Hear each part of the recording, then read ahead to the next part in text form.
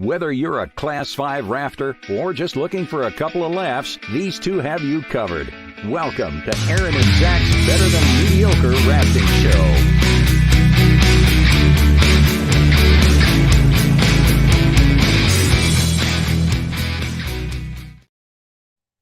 Hey, gentlemen, how's it going?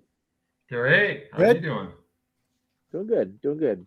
We have a big show today. I'm excited to go over some best practices. We've done this before, but I have like a new way we can do it. But before we get started, I want to share with you guys this that Vlad sent us.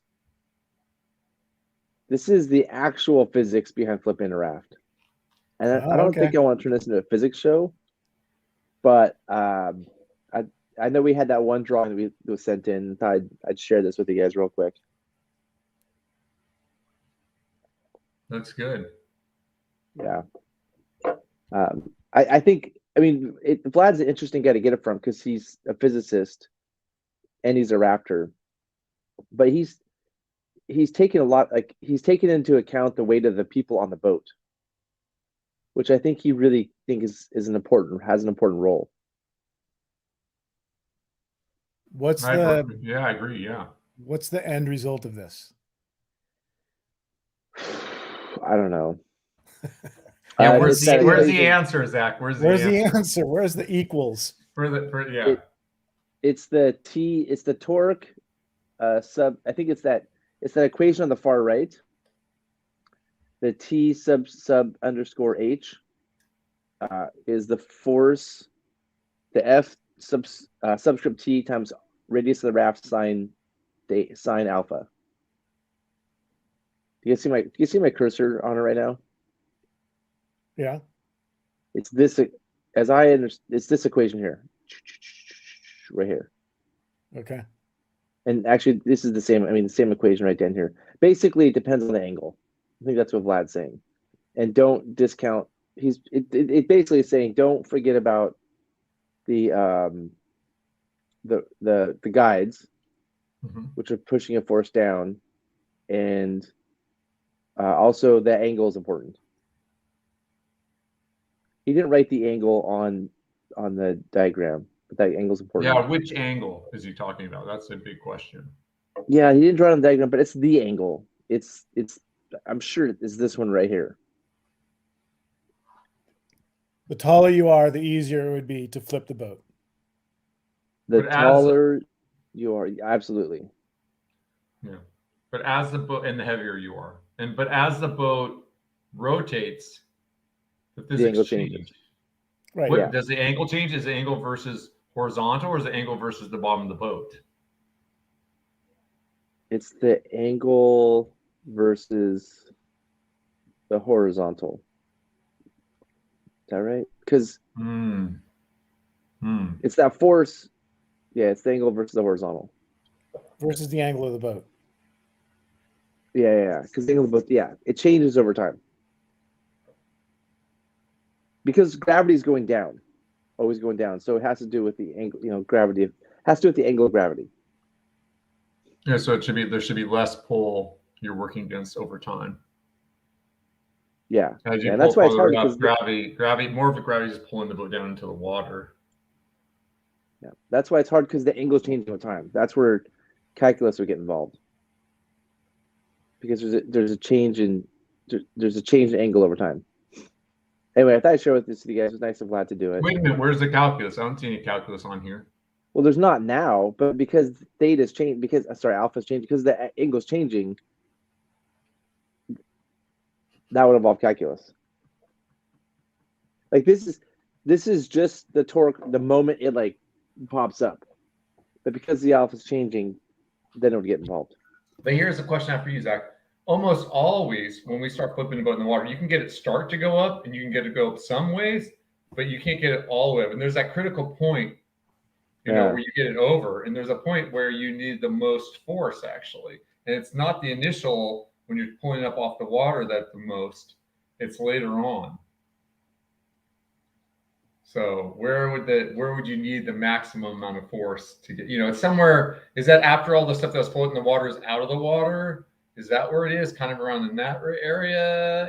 From a feel, it seems like it's kind of around there. But even you think about a boat with nothing in it that's empty, you pull it up. Once it gets off, once I guess the stern and the bow tubes are out of the water, that's when it gets harder. It'd be interesting to measure, have a force meter. If too bad we didn't have a force meter that was waterproof, and then you could pull and see how much force you're pulling with the different points in the process. It would be the same on the ground. What? It would be the same idea on the ground. It doesn't have to be in the water. Yes. Yeah, but I think you're missing out on the flotation in the boat and it going underwater. There's some variables you're removing from the process. Yeah. Yep. I mean, Vlad's equation here isn't assuming that the boat's like dipping in the water. So I haven't looked at this in depth. I haven't thought about this too much, but I thought it was nice they did it. And for those that want the actual physics, this is probably more what it looks like. Although it's a very complicated process. It's more complicated than this. All right. The other thing I want to share with you guys is we do this every so often. We look at American whitewater accident data. And I thought I'd just bring this up really quick. Have you guys seen this? No. I wonder if I can make it bigger. Take some more space. Yeah, I'm trying to figure out how to do that. Well, that didn't do it. Come on. Oops. Zoom. View. Zoom in. How's that? Oh, there we go. Oh, that didn't help. Not make it wider. No, I can't because it's a photo. It's a vertical photo. Yeah, make that wider. Yeah. No, see? Yeah, there you go. You made it wider. Did that do it? Now, Okay. Yeah, that's better. Now you can make it bigger again. Okay. Oh, you're so smart, Mr. Technology. You're lucky I'm here to help you with all Wow, the look at technology that. stuff. Wow. Yeah, now I can really see it with my poor Is that eyesight. better? Yeah, that's Oh, great. yeah. Okay. Anyway, it's just good to go through the most recent accident. This is draft accidents to see how people die on rivers. And I just want to point out the thing I always point out, which is solo paddling is this puts it under the cause column. I don't think solo paddling causes accidents, but it's definitely a factor in a lot of accidents. And if people didn't paddle by themselves, paddling by yourself, I think is unsafe.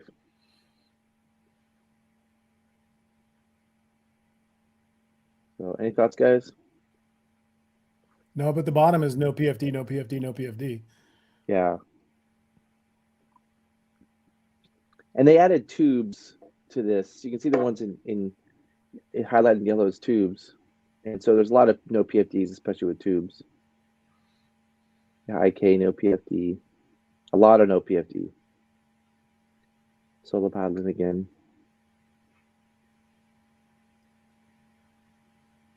I don't know. My big takeaway with safety is like wear a PFD, dress for the conditions, don't paddle by yourself. Be careful at high water. Be careful. High water stuff. Comments. Going back to Vlad's thing, it's basic. The math is the same either way. Here, No, it's not. It's not the same either way. Oh, because there's not the boat's going down in the water. It's pivoting differently. No, but Vlad's math is the same either way. Vlad's just doing basic thing with the guide's weight is a factor, like pushing down when it's in the water. But it would be interesting Vlad's to math measure. is keeping it simple. It'd be interesting. You could measure on shore how much force it takes to flip the boat over versus in the water too. You could have it the same height on your body. Have a little ruler stick and see how much force you have to pull to get it over on the boat, on land, in the water. There's a bunch of variables here that are interesting. Yeah, I have those force meters. Yeah. It's just that I bought some and they're not calibrated right. So we're calibrating them right now. Because if you put them in line with each other, they say different things. And they were brand new. So that's frustrating. But this is something it'd be interesting to do. That's frustrating, but it wouldn't matter in this if you use the same force meter for both experiments. They don't have to be calibrated to anything. This would be calibrated against Good zero. point, Steve. Man, the German. Yeah. That German Learned that in degree is German. coming in handy right now. Learned that in German 101. Well, I've been hesitant to use them because my goal with buying two of them was to do a 3-to-1 and set the input and know the output. So you're right. I wouldn't need them for these flip tests, but I'm That'd be cool. they're just languishing right now as I figure out to do the calibration. The surface tension of the water, I'm not sure how that works with the raft. Tension. There's definitely some suction. I don't think it's not surface tension. I feel like there's some suction that happens. Like getting it away from the water, there always feels like there's a bit of work to get that first bit away. I think it's because your cooler's full of water and you got to let that cooler drain out of water or whatever's got water in it that you're slowly like, or your dry bags are full of water. As you pull it up, the water's slowly pulling out of stuff. But you can you can do this with an empty boat. You don't need a fully loaded boat. If you take an empty boat and put it in the river and pull it over, and you take the same empty boat and you put it on shore and you pull it over with one of your little tension meters, you finish. This is a 10-minute. You can measure the percent difference. It's not a 10-minute thing because it involves me going to the river, pumping up a boat, putting it in. But if only you go rafting, Zach. I know it sounds like really unusual for you to go to a river with a raft. That doesn't happen very often. I have to go. Like I can't. When I want to go do these things, like I want to go do throwback practice, I can't just go boating and say, "Hey guys, let's pull over and do throwback practice." People get a little frustrated with that. So I have to go there I have to spend like my morning with intention to do these things.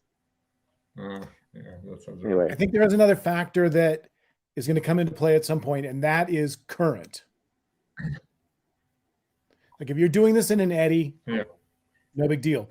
When you do a live drill in the middle of the river, floating downstream, the difference between flipping that boat back upstream versus trying to flip it downstream, I think is significant. Like, don't even try to flip it downstream, right? Like, you're not even. Particularly if there's little waves. If there's any little wave action or anything, you're going to get a huge advantage. Yeah. Is it current? I think it's waves actually. I think it's not just the moving current. But also the current. If you look at the profile, the gradient of the river, the water's slower on the surface than down deeper. So as you flip it, the boat gets down deeper and catches that deeper water and wants to push it upside down. Oh, interesting. So you're right about the waves, but also there's that additional thing about the flow on the top gets slower and the flow down a little deeper. So, and I would think that if you found a place on shore, there was a little bit of current, you would, if you could take advantage of that, it would help. Right? Like in an eddy where you can take advantage of that. Yeah. Even angling the boat a little bit might maybe help. It might help. I would say I'd worry more about safety and depth and all that stuff before like getting the current to my advantage in the eddy. But the commercial raft. What is it called? Oh, commercial raft. Yeah, it's commercial. Yeah, it means commercial trip. Yep. Like on the one on the dead. Until the far tubes releases the water. And my brain can't. I'm not able to remember my physics that well, but I don't think surface tension has to do with pulling the raft away. Surface tension has to be with what things use to float on water. I think they're two different. I don't think surface tension is what's holding the raft to the water. I think he's right. I think there's a little bit, but it's minimal. I think he's right. I think Mike's right. Surface tension. If the surface tension keeps you from going under, it's going to keep you from pulling it off too. It's you're stuck to it. I don't think that's how it works, but my brain's not firing right now. If the raft tube goes into water, that should move the pivot point inboard. If you had a width of the boat onshore, the pivot point is on the ground, so it's more weight. Yep. Onshore, the pivot point is not always on the ground. So, you want to find it onshore. Where is the pivot point that's not on the ground? Sometimes there's deep water. Sometimes there's a bank. He said onshore. He said onshore. Oh, onshore. Onshore. He didn't say in the river. He said onshore. Not next to the shore. You're right next to the shore. I think what he's referring to is when you're flipping against the shore, it's not always on the ground. Sometimes it's pretty much because you're pulling until the raft hits it and you're pivoting where the raft is hitting the shore. Almost always. I would say you could probably create a spot where there's like a big rock and the rock goes down and it's deep and there you could, but that would be a tricky spot to find. Most of the time you're on like a beach that kind of goes like this, that slopes. On the Grand Canyon or on a beach for sure. Even a cobble. Find a cobble bore on the Illinois River. Or cobble. I mean, but there are times when you're against the shore where it's not like the tube is not touching the ground. I'm with Zach. Yes, really? There are times like that. Yes. Yeah, and those are the ones. Are you just trying to change things up a little, Steve? Are you trying to be no. Those are the ones where I envision where the raft tube isn't actually rolling onto the ground. It's staying in the same spot and it's pivoting against a fixed point in the river. All right. Okay, so let's move on, guys. And by the way, I mean, you guys have to carry the show. I'm a little tired right now. So you look. I was gonna say you look a little baggy. What time is it there right now? It's midnight. Oof. I just woke up to do the show. I took a nap and I woke up, so I'm a little slow today. So you guys have to carry the show a little bit for me today, because I'm feeling a little slow. So my brain isn't firing on all cylinders. But I'll keep I'm going to keep this questionnaire going. I can do that part. And so this is something I put together, and I feel like best practices are a good thing for us to discuss once in a while. And Aaron, you and I argue about this stuff all the time, and now Steve's in the mix, and you guys are generally agreeing with each other, and I'm sort of on the outskirts. And I thought, well, let's go through some of these things. Yeah. The three of us have some quick discussions, but then we can put this questionnaire out in the world and see what everybody else thinks. And so as we go through this questionnaire now, and we talk about it and discuss it, we can kind of vote. We might want to fix the questions too. Like I did this the best I could, but you guys might say, "Oh, word this differently." I'll change it on the fly, and then after the show, we'll share this and see if we can get more responses, and look and see how the general world thinks. How's that sound? Yeah, sounds good. Okay. So I thought I'd start off with just finding out who people are. Have you guys seen this yet? By the way, I sent this to you. If you looked at this, you didn't send this to us. Which I think is important because I think people have different or do things differently. So at first, it's a quick question: who people are. How would you guys place yourself here?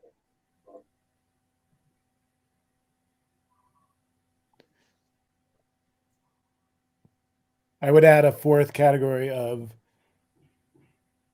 primarily a private rafter, primarily a private kayaker. Like I would separate or get rid of private boater. Primarily a private rafter. Yeah, and then primarily, yeah. Then you don't need to say private kayaker. We'll assume those are kayakers. Okay. Those seem to be the three. Just the three big ones. That's be nice. They could say other. They could be like, "Yeah, I'm primarily a kayaker and commercial raft guide."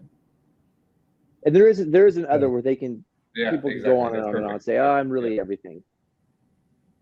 Okay. Next is just getting it what people focus on. I think people who do class 5 have a little bit different world.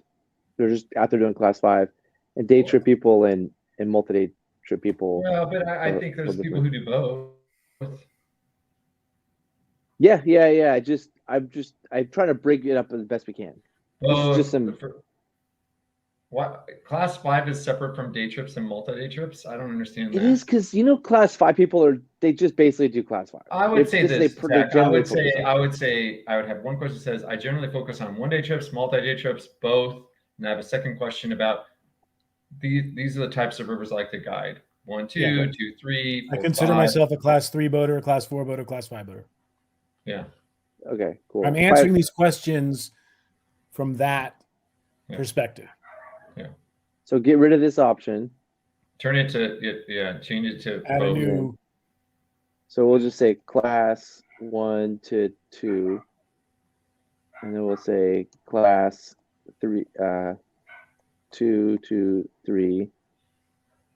I kind of like the option class 3 to 4, and then just make class 5 an option. Like people that are class 5 voters. How's that sound? You can have another option for class 5. Yeah. Okay. Yeah. So I have to remember how to do this. Got it. Okay. Cool. So what happens if I'm a class 3 boater? Which do I put? Class 2 to 3. Or whichever way that you get to pick. Okay. I mean, there's people who are class 2. Sounds good. Go back to the previous one and say both. Oh. I generally focus both? on. Yeah. No, I want them to pick one. But there's people who do both. You can't generally focus on both, Aaron. Yeah. You can't be general on both. No, we're going to focus. Focus means pick one. Well, hey, I'm going to ask everyone. Yeah, put down both for Zach as the other option on this one. So. You cannot select more than one in a questionnaire. So this is where Aaron's at. You have to pick one. Like, so there's some people who do day trips all the time and occasionally do a multi-day trip. Why don't you let them choose more than one option if they want to for these 2 questions? They can choose. Why don't I just fill it out twice? Because there you go. Generally focus on is different than I am like my skill level is. Because maybe I'm a class 5 guide, but I spend most of my time running class 3 because that's all my friends. All right, we're already arguing about the silliest thing. I'm gonna move on. No, that's not silly. Table. It's confusing. I generally focus on that part. The class 1, class 2 part should be I consider myself. Yes, exactly. I agree. Yeah. Boater of this. Also change this to say. Yeah, that should. I consider myself at this skill level.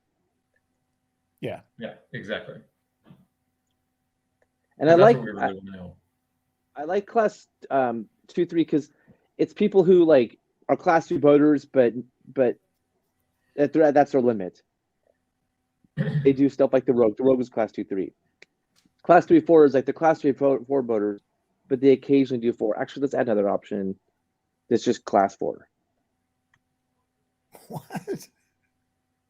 I don't know. Okay. Because class 3, 4 is different. Because he's right. There's the people who are like, hey, I'm just getting into class 3, and there's the people who are like, yeah, I'm class 3. Why don't you just get rid of the 2 to 3 and the 3 to 4? Just say class 1, 2, 3, 4, 5.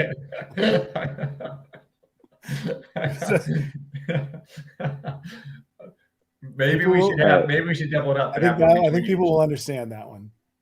Okay. All right, let's start with the questions actually. This is where it gets kind of options for class multi-select. That's what we switched it, Sean. We're not talking about what you like to do; it's what your skill level is now. Yeah, let's do that. Sean, that's exactly what the problem was with it before. Totally agree. All right. Okay, so let's move on to actually the questions. And okay, if you do have this question, and they say yes, can you have a follow-up question if they ask yes and say what knot do you tie? No, Aaron, no. You're making this hard. No, but I'd be curious if everyone ties what we think should be tied. Everybody ties the same knot. We'll do a follow-up survey. Yeah. If you do, we do a whole show on knots at the end of the throw bags. Yeah. Anyway, those of you, if you want to write in the comments any thoughts about questions as we go. Aaron, Steve, what's your answer on this? I'm super curious. Well, I have a knot in the end. Usually, I don't really care that much, but I usually have a knot in the end. I thought that the new standard was no knots. Yeah, but the other standard is like don't throw your whole throw bag in the river and let it float downstream, right? If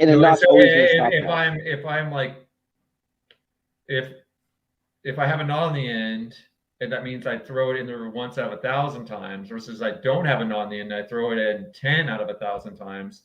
Is it better to have the knot at the end and have 10 times as many, ropes I'm throwing in the river? Because how likely they get stuck? What's the difference? I mean, the bag gets stuck on stuff anyway, so it's like, I don't know. That's just me. I'm not. I think that's just one of these things, these cool things that people talk about, make a big deal about, to like act like they're making changes and innovating to make it better. But I don't really think it matters that much. And I'd like to see some data that shows, yes, the knot gets stuck this often, and people that knotted in does not make a difference in terms of keeping people from throwing the whole throw back in the river. I think you summed up the trade-off. The trade-off is if you have a knot at the end, you're less likely to throw it past the knot and have it slip out of your hand. the downside of the knot, having the knot, is that knot's more likely to get chalked up in a rock somewhere. And what you're saying is you want data, and there's nobody's gonna do a scientific study of this. No, it's just everyone's opinion, and the opinion is just it's just anecdotal, and it's like, I don't really think there's not enough evidence either way from what I've seen. I've seen a lot of people throw bags in with knots on too. So yeah, I think the conclusion is practice your throw bag so you don't throw the whole bag in the river. That was my conclusion too. Or don't use your throw bag.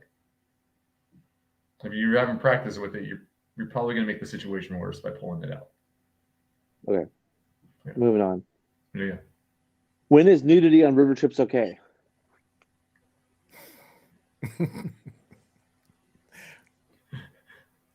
What about running big rapids? Only running big rapids. Only during big rapids? Yeah, like for the big rapid, like Clavey Falls. You go naked to Clavey Falls, get your whole team to run. Okay, I did that as an option. Anyway, I think this one you should be able to click as many as you like. Because if you say, oh no, anytime, then I got it. Yeah, we're good. Here's the thing. We want to have, if we have these multi-select, like you can click multiple, the data is going to come out really weird. This is classic liberal sciences where you're like, well, we need to make the data come out in a usable way, so we're going to do it this way, even though that's not accurate. It's going to give us data that we can use to make. Did you just call me a liberal? Based on that we know is not accurate. What? Did you just call me a liberal? I know I said liberal arts. This is a liberal arts. This is like the social science type of questionnaire where we're like, we have to ask it in this way so we can get type of data we can use versus accurate data.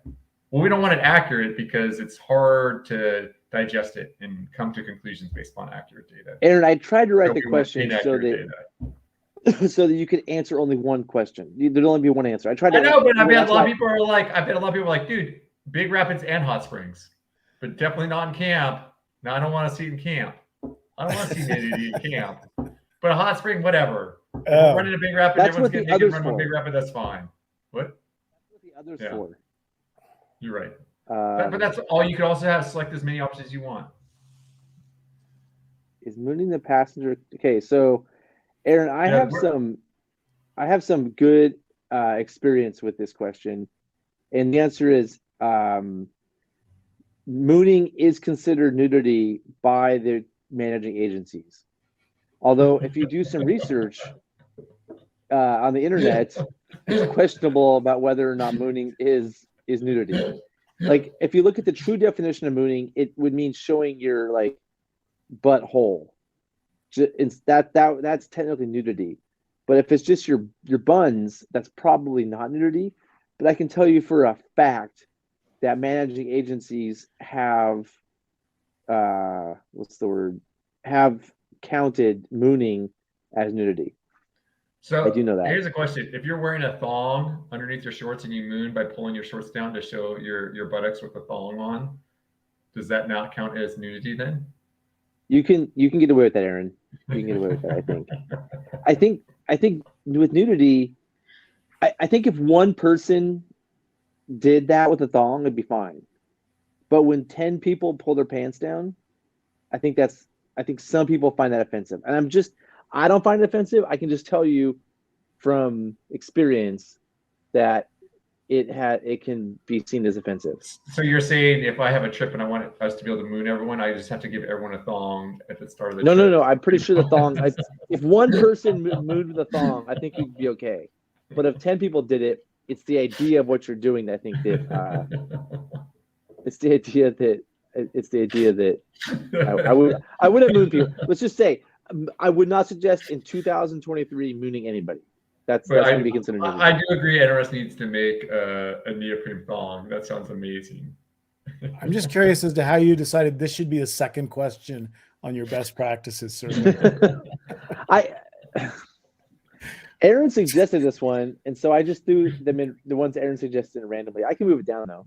Here, let's move it down. That's a good. How do I move the questions? Or up. Well, it's the second question. Let's move it down. We'll close it here. All right, cool. Let's move on. Okay. So good time to throw. Okay. Well, so this gives us 2 throwback ones in a row, but whatever. When is a good time to throw a throwback from a raft? Yes, only out of desperation. Yeah, my answer here is really long. You can't see the whole thing. Oh wait, and the consequence of the throwing a rope. Yeah, out of desperation. Yeah, cool. Aaron, do you agree? Yeah, I think that's an obvious one. We'll see if people answer differently. All right, here we go. Here's the question everybody's been waiting for. Is bedrock at low water class 3? Hands in this one. Or locks or pins and clips? That looks great. Yeah. Depends on the situation. Yeah. Drain or don't drain the cooler? Oh, that's a great question. But they did those studies, right? That question's been answered scientifically. I don't remember what the answer was. I believe it was. It's been answered. I just don't remember what the answer was. There are a couple of different YouTube videos on it that answered it. I think it says don't drain, but they don't take into account like your lettuce getting all disgusting because it's floating around in a soup of turkey juice and everything else. So I think there's if your goal is to keep, yeah, maybe you need specific drain or don't drain the cooler to maintain ice. Maybe you need to put that in there because like just the drain or don't drain the cooler. I'm gonna say yeah, generally you want to drain your cooler, but if you're trying to keep ice and you're trying to keep stuff cold longer, that's a different story. But I think we can all agree if you got chicken, raw chicken, the bottom of your cooler, you'll want to keep it drained. And there's stuff that's perishable, that's like stuff you're not cooking. I mean, to maintain ice, it's definitely you want to keep the cold water in there. You don't want to remove the cold thermal mass. We're going to disagree with you on that one, Zach. Well, that's just science. Yeah, but is it though? Is it science? Yes, because I'm going to ask you this. Okay. Doesn't air provide better insulation than water? I've heard this argument before. Yeah, but it's so little air. What do you mean? There's like this huge air cap on each side. It said water all the way up against the side. People are like, "Oh, the water is moving the heat faster." Okay, here's the deal. If I have an aluminum box, but the thermal mass of the water that's already at 32 degrees is more important. And then you've got the whole factor of, are you opening this cooler or are you not opening this cooler? Because it would seem to me that the cold loss of air when you open the cooler is much, much higher than the cold loss of water when you open the cooler. Well, that's true. The water that's like the full refrigerator. All of those experiments I've seen done were like, hey, we're just going to put this cooler and we're going to seal it up and we're going to leave it out in the sun and we're going to open it in 5 days and see which blah, blah, blah, blah, blah. But if you're opening and closing that cooler, water is going to retain that, is going to lose its cold factor slower than air is. As soon as you open the cooler, all that air you got to changes much faster. So I think the leaving the water in there would be better. However, wouldn't the best be for your ice to be contained in a smaller, waterproof, self-contained block so that when it melts, it stays in a separate container?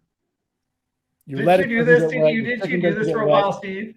There's no transfer of air. It's the best solution of all. Take the Scepter water jug, fill it with water, freeze it, put it in your cooler. Steve used to do this. No, Steve. Steve, I put that down. The idea of the Scepter water jug. Put that down. It's only like 3 paragraphs. What?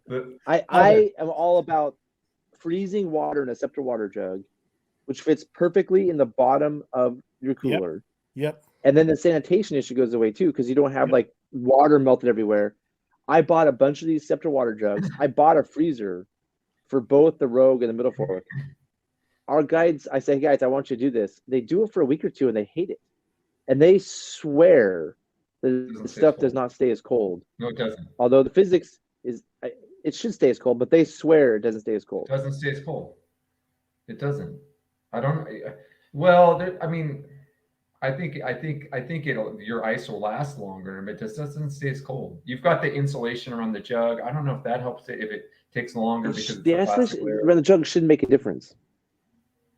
I think it's a perceived thing. I think it does make a difference. Like, Zach, I think it does. You can put Zach, on the ice. If I put a down jacket around the ice and put it in there, it's not going to do as good a job. It's going to be more insulated, and there's going to be more. It's not going to do as good of a job in the short term, but in the long term, it'll go to equilibrium. It'll hold the ice. Yeah, but you have to never open the cooler. But you're opening the cooler during the day, and it takes longer to cool back down. It doesn't get it cooled back down as much. It never gets down to that low temperature because you're opening and closing it, opening and closing it.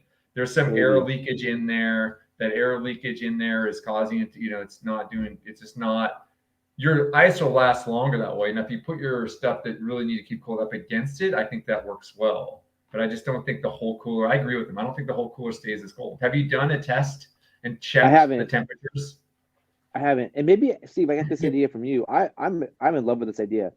I mean, you have the ice in big blocks, so they're not going to melt as fast. I think smaller blocks will melt a little faster. They're big blocks. They're sealed so the water doesn't leak. And then when you're done, you have cold drinking water. You have drinking water, which is huge. I think it's really a good thing to do. The object is not necessarily to keep the things in the cooler as cold as possible. I think that maybe the influence and the feedback you're getting from your guide, Zach, is that a beer in that cooler is not as cold because it's not in direct contact with frozen water or cold water or ice. But if the objective is to just keep the chicken from rotting or the fish from rotting, and you only have to maintain it at whatever that would be, 38 degrees, 36 degrees, I think that the self-contained water blocks are a much more efficient, sanitary way to go. And you're not wasting ice water that you're carrying down the river that you can't drink. Did you guys ever do this at Arda, Steve? Yeah. Did they still do it? You needed something that measures the temperature continuously inside the cooler and like have it open and close through a trip. It'd be really interesting to compare. It'd be really interesting. I don't think I've seen that experiment conducted on YouTube. That would be cool. You're the king of people. You should do this test. Somebody should do this test. You're not going to do these tests. No, I it's not. Right, I think it'd be an interesting one. I don't know if they make them a little sensor that you could put in there and just connect it to like a phone or something, even just for a day. It'd be neat to. Bruce Aline probably has done it. We got to get Bruce on here because he's done all sorts of cooler tests. Steve, let me back my question. Does Arda still do it? In some places, yes. Okay. Consistently. Where where I worked when I was. I tried so hard to get. I mean, those Scepter water jugs fit perfectly in the coolers too. It's like I've spent a bunch of money. I bought the blue ones to separate them from our drinking water. I wanted to do this so bad. I could not convince the guy this is a good idea. You get the little 3-gallon ones or the whatever they are. The both 5. I got both.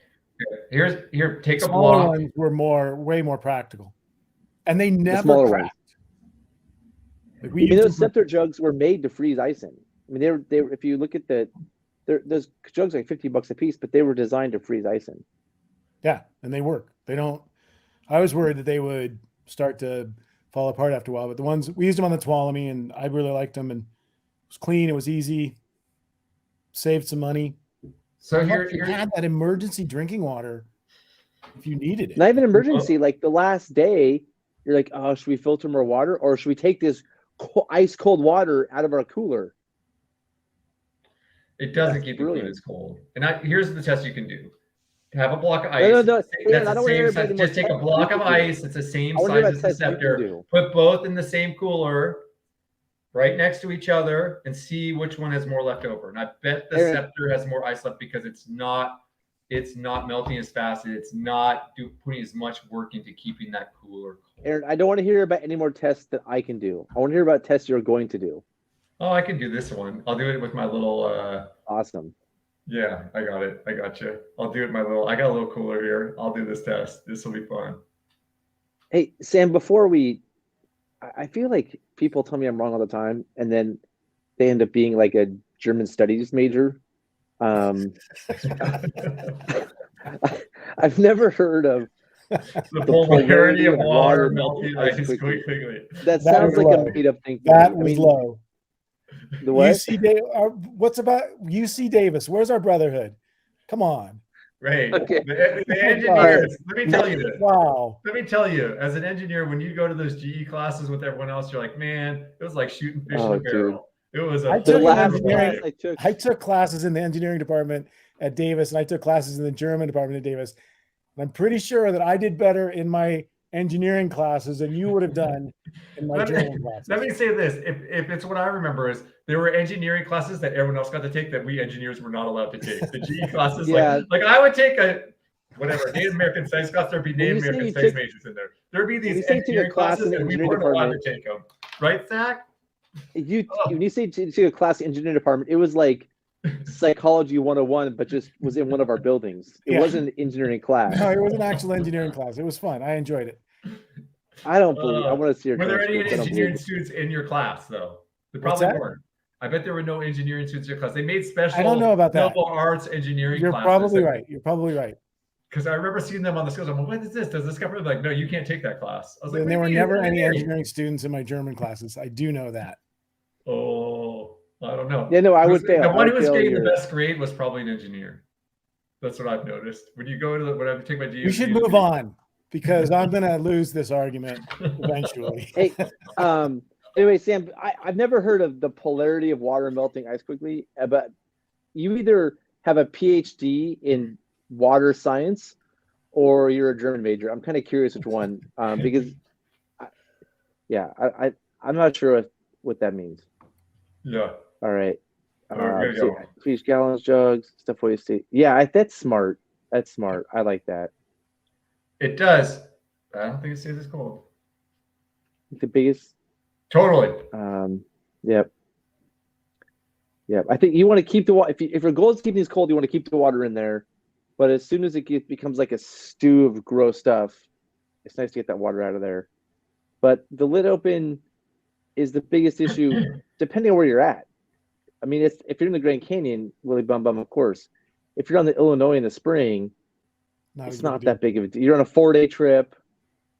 It gets down to freezing at night sometimes. It's not. It kind of depends where you're at. All right. Yep. All right. Put an ice cube on a plate and ice cube in a glass of water. It'll last on the plate. Yeah, that's it will. Yep. Yeah. Well, but the difference is it's trying to melt the water. Yeah. The water, the ice cube in the glass of water is still 32 degrees. It's not about melting the ice. Well, you're talking about something else, Zach. You have a good point there, but it doesn't matter if the ice cube is there or not. The ice cube on the plate and the ice water is both still at 32 degrees. So if you come back in an hour, the ice water will still be 32 degrees. The ice on the plate will be 50 degrees. What? No. So it's not about the ice melting. It's about the temperature. See, this makes no sense what Zach's saying right now. You're really tired, Zach, because this doesn't. No, this makes absolute sense. No. If you put an ice cube in you put an ice cube in a glass of water. And First of all, the glass of water should be at the room temperature. Is that a glass of water at room temperature, or is that 32 degrees? No, you have to start at room temperature on both. No. If you start at room temperature, then of course the ice cube is going to melt faster because the water conducts heat more quickly. It's right there, and it's gonna. That's where air is a better insulator. That's kind of what I was talking about a while back with it. So yeah, we got. Can we move on?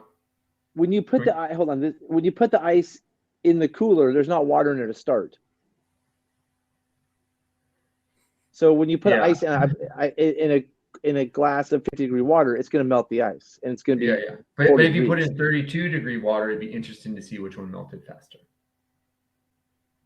The ice on the plate. That would be an interesting experiment. That would be a good little experiment. The ice on the plate would definitely. That's the experiment you have to do. You can do that one. Put the ice cube in an empty glass. Put the ice cube on a plate where that water is not so it's not going to sit in a puddle of water. Then which melts faster? All right. If I remember, I'll work on this. I'm kind of curious, but Sam, last week yeah. All right. So Sam knows. Thanks for letting us know because I was worried you were like rhetoric and communication or something. We have a lot of people who say, I feel like the science should be this way. Water is better. All right, we're going in the weeds for sure. Yeah. Environmental PE. Latent heat can pass the water grid and air, so it'll melt the ice faster. Even if, yeah. And my point is, like, once the water is 32 degrees, you have this massive thermal mass, and it will take a lot longer to cool down the ice water. Totally. Because you have all. But it'd be interesting at 32 degrees, what would happen? Yeah, I totally agree. It takes more to cool the water. Yep. Okay. All right, let's move on. We're ready to move on.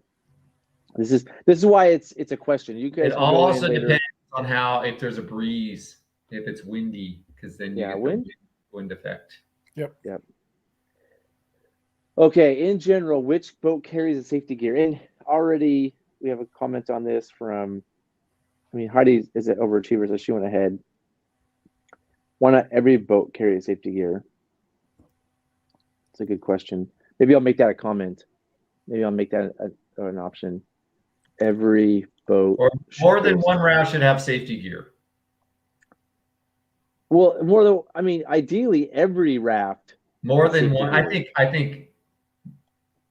a standard, in my mind, a standard of excellence is more than one raft, because it's rare that you're going to need two rafts are going to be wrapped at the same time. Okay, Aaron, I'm saying in general. When you work in the Grand Canyon, how many safety kits do you guys carry? Well, we don't know when wraps there. But Zach, I can't even tell you what's in the safety kit. I've never even opened one up. I have no idea. Break down safety gear. I'm just gonna call it the pin kit. Yeah, then I think you need to have two of those. The idea was if you're in a technical river, you should have two. You should have first aid. But those are different answers. Just say in general. Yeah, first aid kit. I think you need one. I need wrap kits. You want two. Aaron, and on Cherry Creek, how many wrap kits do you guys bring? Two. Well, two long lines. We bring two long lines.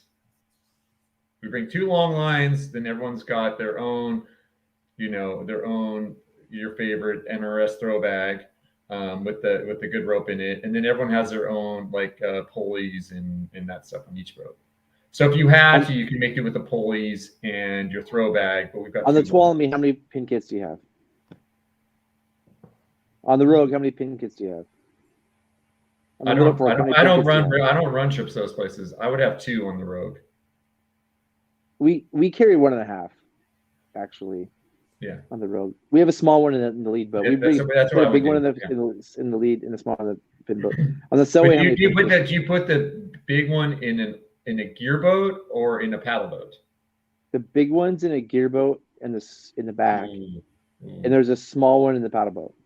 See, I would do it the other way. I put the legit one in a paddle boat, because then you're not worried, right? Because then the paddle boat. If the paddle boat runs first to Blossom, then the pin kit's at the bottom. Steve, go ahead.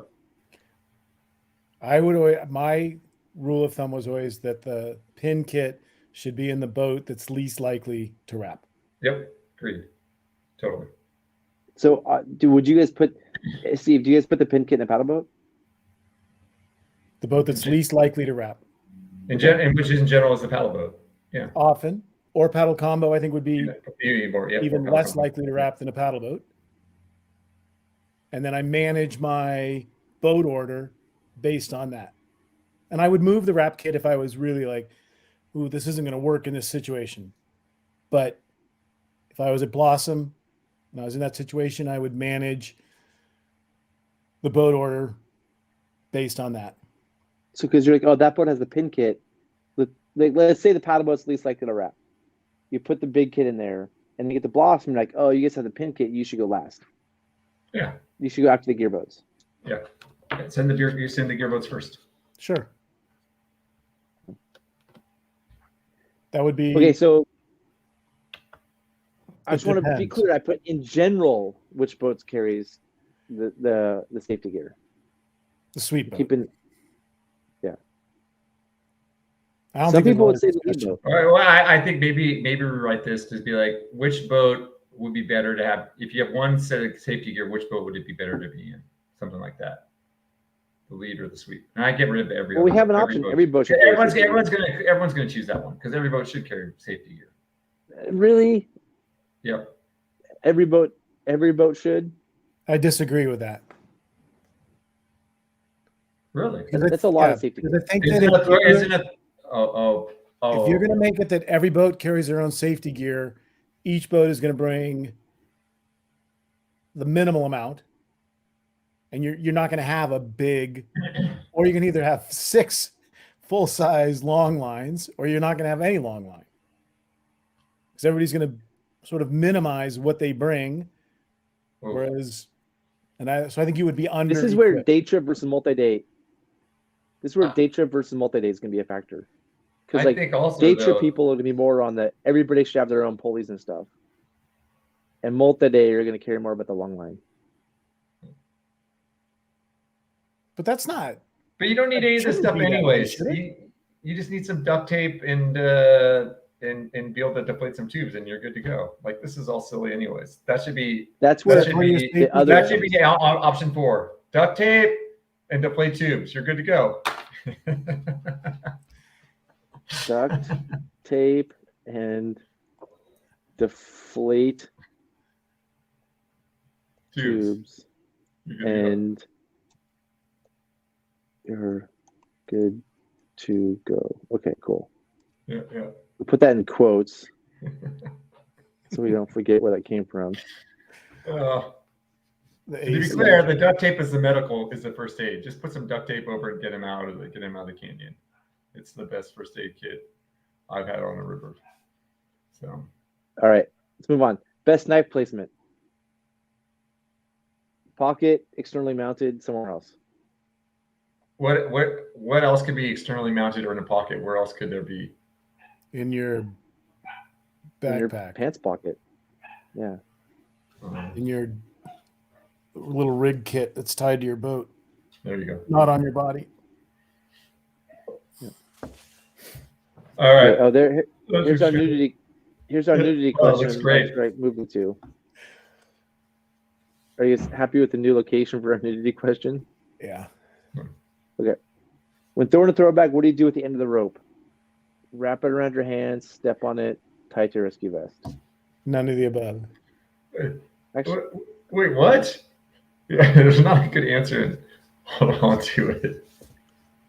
Thank you. How's that? That's good. Yeah. That's probably better. That's probably a good answer. Okay. I mean, well, I was taught to step on it a long time ago by my swiftwater rescue instructor. How do you guys feel about stepping on the end of your throwback rope? I'd be into that. I would do that. It seems like better than tying a knot. You can't always do it. It works a lot better if you have a knot. It works way better if you have a knot in it, though. Stepping on it. Sure. Yeah. Because it doesn't pull out from underneath your foot. And you're still holding on to it the entire time. So it'd have to go out from underneath your foot and through your hands still. So ideally. That's what it is. It's just the warning. It's the end of the rope is coming. I mean, I'm a little too, agile and active to have my foot that stationary in place. I'm not big enough and strong enough to throw the throw bag, having that type of stationary foot action. Usually I'm moving my feet a little when I'm throwing the throw bag. I'm stepping and throwing. When I took my first rescue class, well, first of all, I mean, can I go on a little aside here? You guys ready for a little aside? Yeah, I'm going to do an aside too. Okay. I feel like I get in discussions with people either online, which I should stop doing, or in person, where they're like, well, my swiftwater rescue instructor said this, and then it's hard to say your swiftwater rescue instructor is wrong, but they're wrong a lot, and it's frustrating. Well, and so I wouldn't say they're wrong. I would say I feel like a lot of times people quote swiftwater rescue instructors, they're taking things out of context and they're applying them to an appropriate situation. And then the swiftwater rescue instructor, a lot of times, could be talking about A, and now you're talking about, R or whatever, something else down here, like way different situation. So, and there's different opinions and there's different ways to roll. Definitely different opinions. And Zach, you and I know we've had a lot of conversations. We don't agree with everything that swiftwater rescue instructors teach. But I think, I mean, I had one of my guides told me that they learned that a vector pull is a 10-to-1. Like their instructor told them a vector pull is a 10-to-1. And I'm like, what? That's not even close to right. I think that in that case, the instructor was wrong.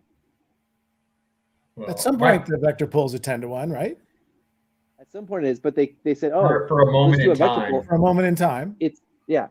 But they were told it is a 10-to-1. Okay. Like, why would you do a 3-to-1 when you have a vector pull that does a 10-to-1? Okay. Can I tell my favorite swiftwater instructor story? Sure. My favorite swiftwater instructor story is flotation life jacket does not change how quickly you come to the surface. It just changes how high you float on the surface of the water. Yeah. So I remember you told me that one. No. If you have more, there's more force pushing you up. Okay, good. Think about it. If you had a huge jacket. Yeah. You wouldn't even go under. No. Yeah, that's how you end that. That's how you end that argument. If you had a little pad this big, if your life jacket had a little pad like this big. Yeah. No. Yeah. No. I mean, we can tell these stories all day. I'm gonna go back. It's not all day, but let me finish my side, and then Steve, you can do your side. So when I took my first rescue class, they told me to tie a rope in the end of you should always have a rope in the end, and you should step on the rope and throw the bag. And I think that's actually good advice for people who've never practiced throwing a throw bag and are doing safety at the bottom of rapids. But people who use their throw bags a lot are mobile a lot. Like they're here and they have to move somewhere else, and they don't have the ability to step on the end of the rope. And so I think that but forever I always stood on the end of the rope, because that's what my swiftwater instructor told me. Always step on the end of your rope and throw it. So I did that forever. And I just recently it broke out of that, which is hard for me to do because it was so indoctrinated to me by my swiftwater rescue instructor. So what do you think about what?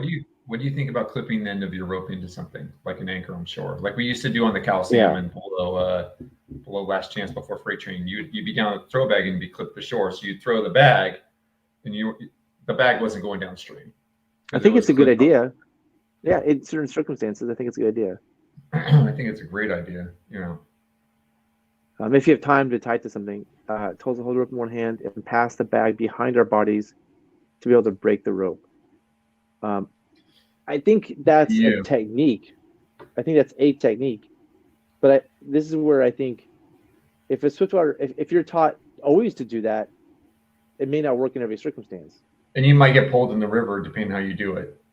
Yeah, I think there's a good technique where you can. There's actually an accepted technique where you put it around your body and use one hand to hold both. I think that's a good technique, because then if you let go, it should whip around.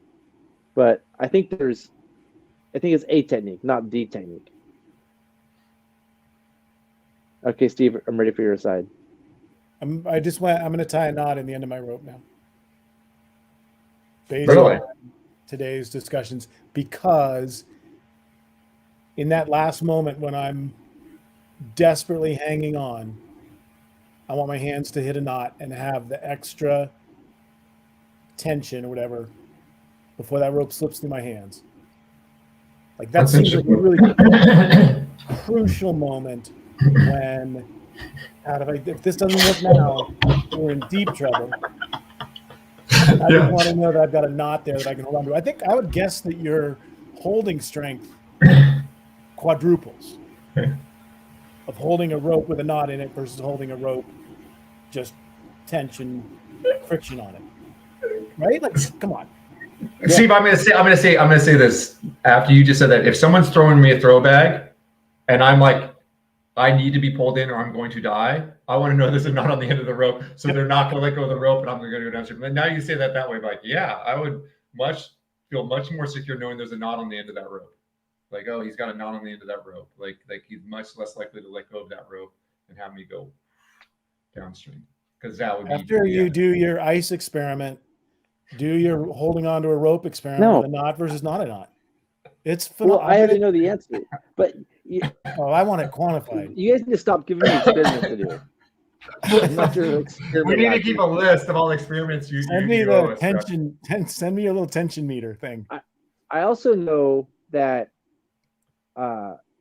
if somebody's holding onto a rope with like by the knot, they're not going to hold on. I mean, you kind of need to have a rope in your hand like this, not just a knot like that. Yeah, but it slides through and you get your backhand hits the knot and you're like, oh, there's a knot right there.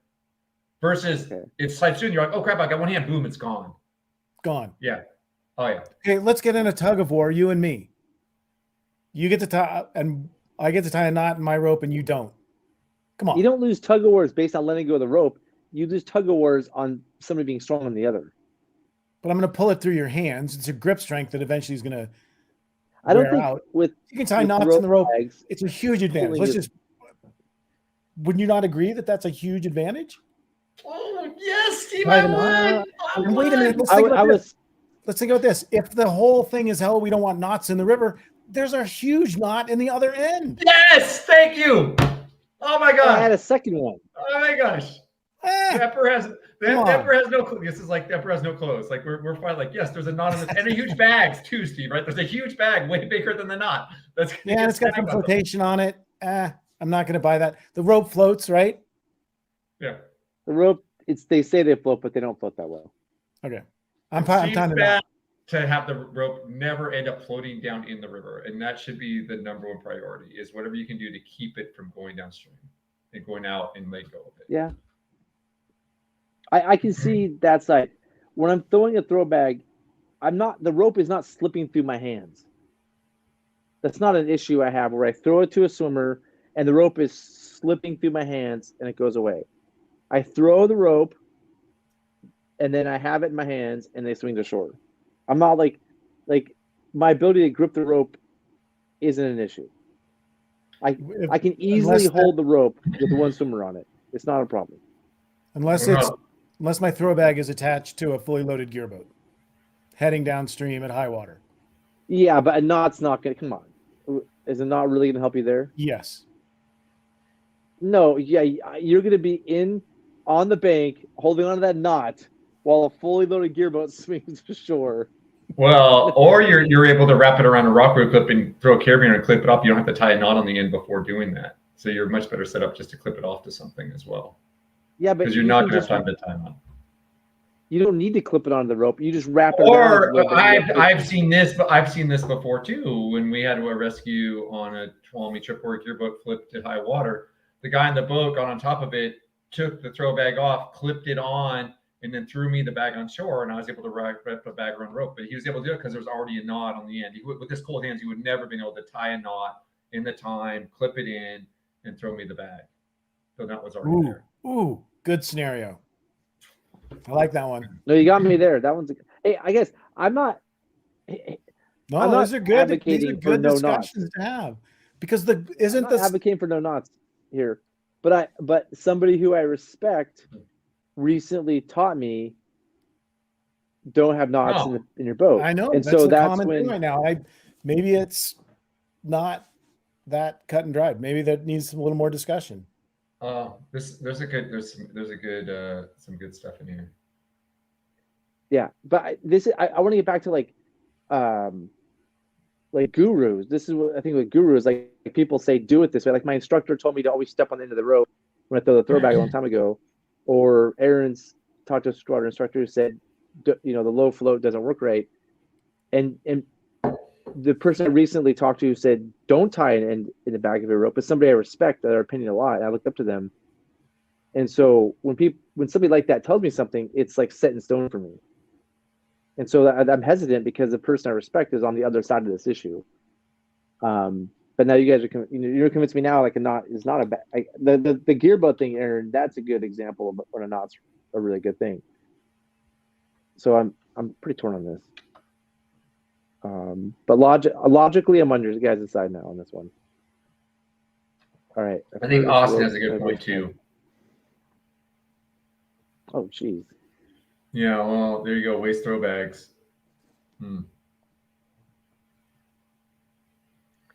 Oh, you're blaming waste throw bags on this? A little bit. First of all, waste throw bags are releasable. They should have a quick release. Yeah. They're releasable. That whole story is interesting. But there are different qualities of waste throw bags. Yeah. There's ones where there's no way it's going to release out of the waste bag. and there's some where it's kind of in there. That's what's nice about the bags that are separate, and you pull them out, and it's a separate bag from the throw bag. Like most, like the whole bag would come out at once, versus just the lines start peeling out. And it's like clipped in the way where the rope is not going to. There's no way it's going to spill out. Yeah. The drawstring ones, where you drawstring close them, they're in the opening. There's a little hole in the opening. That's suspect. Thanks for sharing that, Willie Bum Bum. I think we can agree though that leaving the knot, if you tied a figure 8 knot, a loop in the end of your throw bag line, leaving that out of the drawstring part of the bag. Bad idea. I think everybody's agreed that that's not a good idea anymore. And I would even say not even having the little loop part with the knot just inside it. Even just put the whole thing inside it. I think it's not even not worth it. Yeah. So I think Austin makes a really good point here. With like those little throw bags, the kayak throw bags that are smaller diameter, the quarter inch. Those little ones. The knot is even more helpful on those because it's a lot harder to hold on to those small diameter ones. Like Zach's right, the regular ones you can get a pretty good person on, but the little ones, I really like having the knot on that little one. Yeah. Steve is back into my cheese. Yeah, I mean, the knot makes it less likely for the rope to come out of the bag, though, because the knot's big. So having the thing at the end makes it less likely to come out. So that's interesting. All right, let's move on. How many questions do we have? I don't know a lot. We're an hour and 6 minutes in. Are we on That's pace? why I'm moving on, Aaron. Probably. Hey, Aaron, less talking, more doing. I know, especially for you. It's 1 a.m. there now. 1 a.m. Go too? I just drank a cup of coffee, so I'm starting to wake up. Waist bag. Okay, sorry. We can't see. Why don't you share it with us? Right, that's right. Okay, so where do you carry carabiners and pulleys? Yeah, sounds good. That's a good question. Yeah. Where is your flip line? Good question. Well, I don't flip. I think there's people who generally go with that theory. Yeah. What's the next question? What are the answers to the next one? Let's see the next one right below it. Where's your flip line? What about tied to the underside of your raft? Different kind of a flip line. Yep. Wait, you just deleted it. Don't you need the tied to the underside? No, I had 2 of them. Where's your flip line? Pre-tied under your. Well, I mean, you should have both. You need 2 questions. You need 2 questions.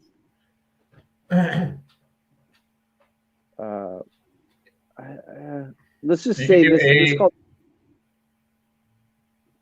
Let's just keep it this because you should have, like you should. I get what you're saying, Aaron. You should have a flip line underneath them both for a lot of stuff, but you should also have a flip line. Do you need both? If you have one under your boat, we need a different term. We need to have 2 terms really. We need to have like your personal flip line and then the like wrapped flip line. Here about this. Where do you carry your personal flip line? Yeah.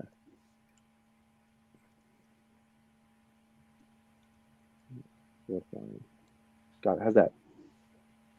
And I think some people think those little flip dangles on the side of the boat count as a flip line. I'm curious how many of those. They don't. No. Why not? Why not? Are you being? No, I'm serious. Why don't they count?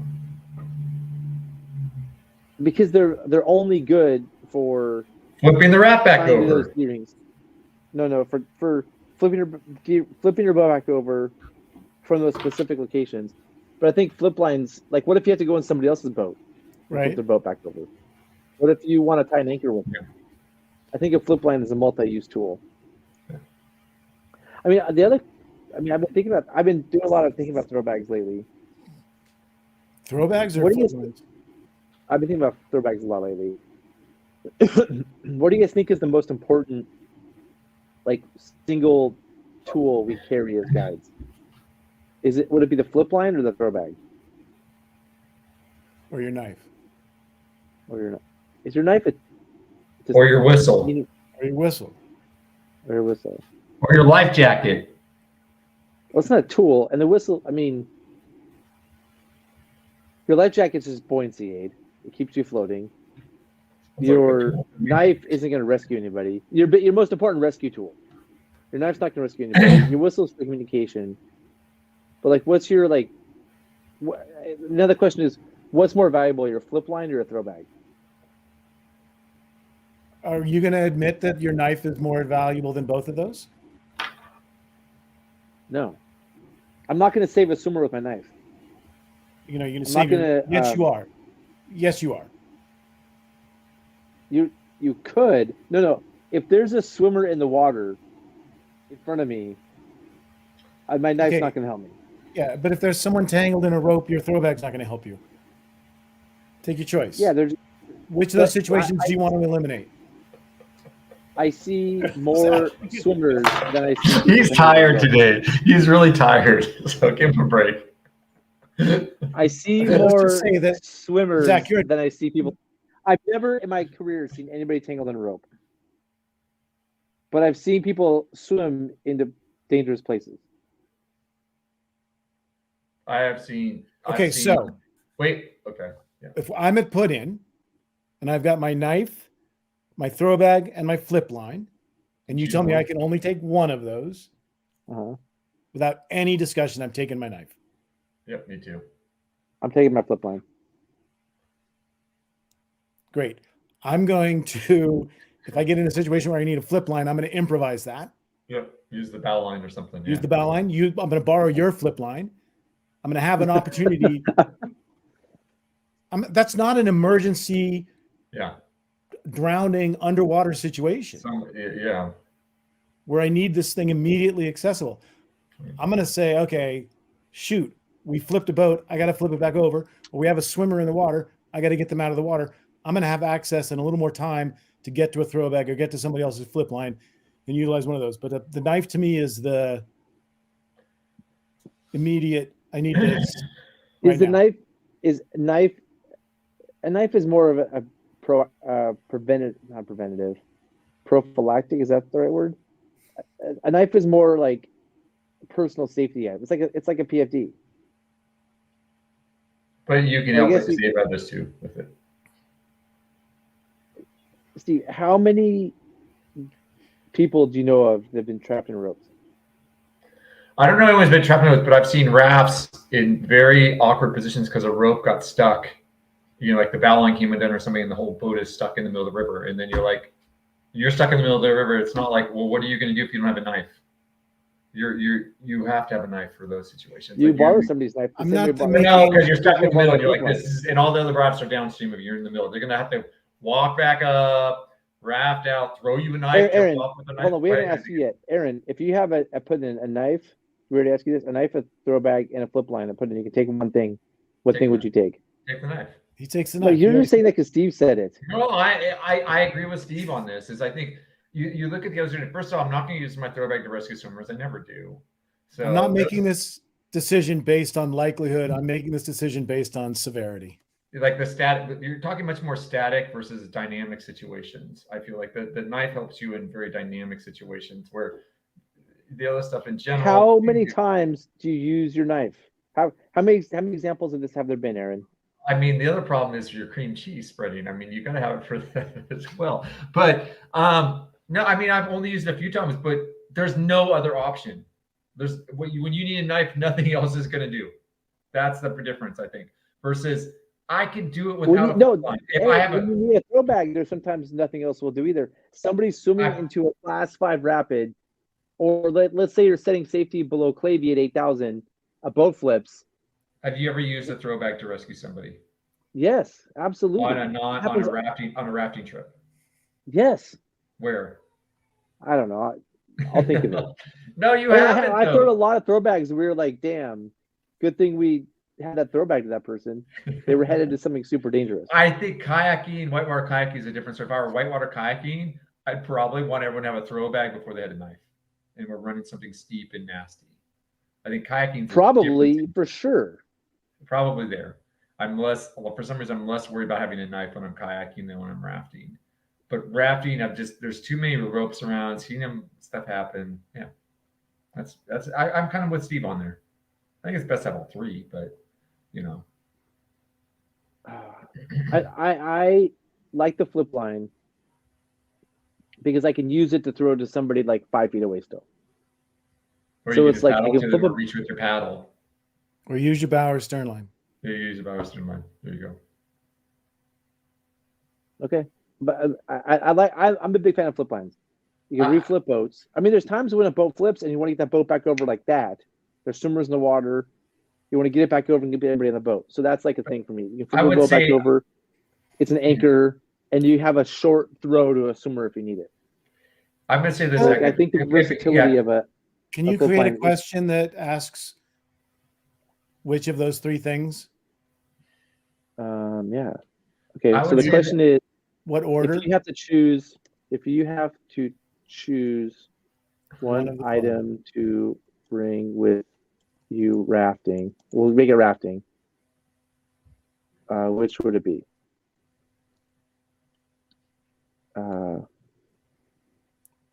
Flip line. Personal flip line. Throw bag. Knife. But Zach, I will agree with you. Like the flip line, I think it's undervalued for how much utility it has. You can use it so many ways. It's so useful. I even when I kayak, I always bring a flip line with me. I bring my rafting flip line with me always, just because it's so handy to have. I always found reasons to use it, and so I think it's really helpful to have. And I wouldn't go on the river without it, just like I wouldn't go on the river without my whistle and without my knife. But I think like I just can't think of the frightening scenarios for not having my flip line that's the same as for not having my knife. I don't think whistle. I'm gonna put it on there just because somebody might answer that. It doesn't hurt. Like it doesn't hurt. Okay. I've been reading about throw bags. Let's go back to throw bags. I've been reading about throw bags lately, and somebody makes the case, a good point, that when you set safety to the throw bag, you should go to the place that has the most danger, not the place where the accident is most likely to occur. I disagree with that. I disagree with both those statements. What? I think you go to the place where you have the highest probability of being able to rescue them after the place they're most likely to fall out, before the place they don't want to go. Yeah, I agree. Okay. Yeah. It's just like that's the obvious. Like you don't go to the danger spot, or you don't go to the spot where they're going to fall out. You go between. Well, the two. yeah, it's not saying go to the spot where it's most dangerous. You set safety for the place of highest consequence, not for the place of highest probability. So, like, I mean, this is a kayaking thing. Like, if I'm kayaking and there's a pin spot over here, I'd rather have a throw bag by that pin spot than by the place where I might just get worked in a hole. Yeah. Right. No, so, like, the generalization is choose the place of higher, set safety for the place of higher consequence versus the place of higher probability. And Aaron kind of brings this up too. What's the risk, the formula risk, consequence times probability? It's the same thing with, I think, the knife and the flip line or throwback thing is like, what you're saying is there's a higher consequence. Getting tangled in a rope is higher consequence than being a swimmer. Yeah, and lower probability. Lower probability. Wait. I'm just saying. But I think the probability of getting tangled in a rope is so low. But the consequence is so high. It is. Well, getting tangled in a rope does not equal. You don't have, and then like, what are you gonna do? Gnaw through it? You're gonna gnaw through the rope? What are you gonna do? Like, that's the thing is like if I don't have a throw bag, I don't have a personal flip line, I don't have a whistle, I can do other things that won't work quite as well, but will work. When you need a knife, what's the backup thing that works as well as a knife? There's just none. I get that, but also getting tangled in a rope doesn't equal death. It's just swimming doesn't equal death. Yeah. Yeah, but tell me what you'd rather do. Swim a rapid? Depends on depends where I'm swimming. Okay. Am I swimming by myself below Clavey at 8,000? Like, No. what, am I just like in like big water current by myself ahead of everybody, or But am I swimming into a portage? Okay. And yes, you could imagine a situation. I think that you would have to stretch it a little bit to say, oh, I'd rather be tangled in a rope underneath an oarboat than swim this rapid. I don't want to be tangled in the rope underneath an oarboat. That definitely don't want that to happen. That equals death pretty much. And that's the consequence that I'm emphasizing. I think it's a fun conversation to have, but at the end of the day, it doesn't matter that much because really you want to bring all those things, all four of those things. And Most really, important piece. Yep. Yeah. You want to bring all of them. Okay, so there's some good comments here. This is a good discussion. Throwbag used in less consequence with much higher probability. Yep. Yeah. No, he said interesting. the opposite. He said opposite you. No, he said, but I think He said throwback is used in less consequence but much higher probability. Right. Yeah, same thing. It's No, lower you consequence, said more likely you to said you should use it in the place where it's higher consequences, lower probability. he's comparing a throwbag to a knife. Yeah, to a knife. He's not talking about my thing. Gotcha. Okay, gotcha. Yeah. Okay, here's some good comments. A throwbag. So a throwbag over flip line. I could see that. My first reaction was flip line, but the more I think about it, I'm probably on the throwbag train. A throwbag could be a flip line. Yeah, it's true. It's just, I hate using throwbags as a flip line because then you have 50 feet of rope out, and it's rope is no, I think there's a reason these are standards though when you bring all four. Yeah. I've been tangled in a rope, knife saved my life, my vote is still throwbag. Whoa. That's that's interesting. Yeah. It changes my my perspective a little bit. Wait, but Willie Bubba, has the throwbag ever saved your life? That's weird. You have no commitment to the thing that saved your life over something that I'm guessing didn't. I don't know. It seems a little odd to me. So never used knife since I've never seen a customer step on one, but twice. Jeez, that's a weak sauce. But he still carries a knife. Yeah, thanks, Willie Bum Bum. Hit the like button, folks. Come on, what's up? Subscribe so Zach can annoy you with more stuff. Subscribe. Knife if forced to choose. But why would I have to choose? Right. It's a theoretical. It's a discussion. If we done discussions, the show would be over. Don't put yourself in a situation where you have to choose. Right? That's we're 100% agreement on all that.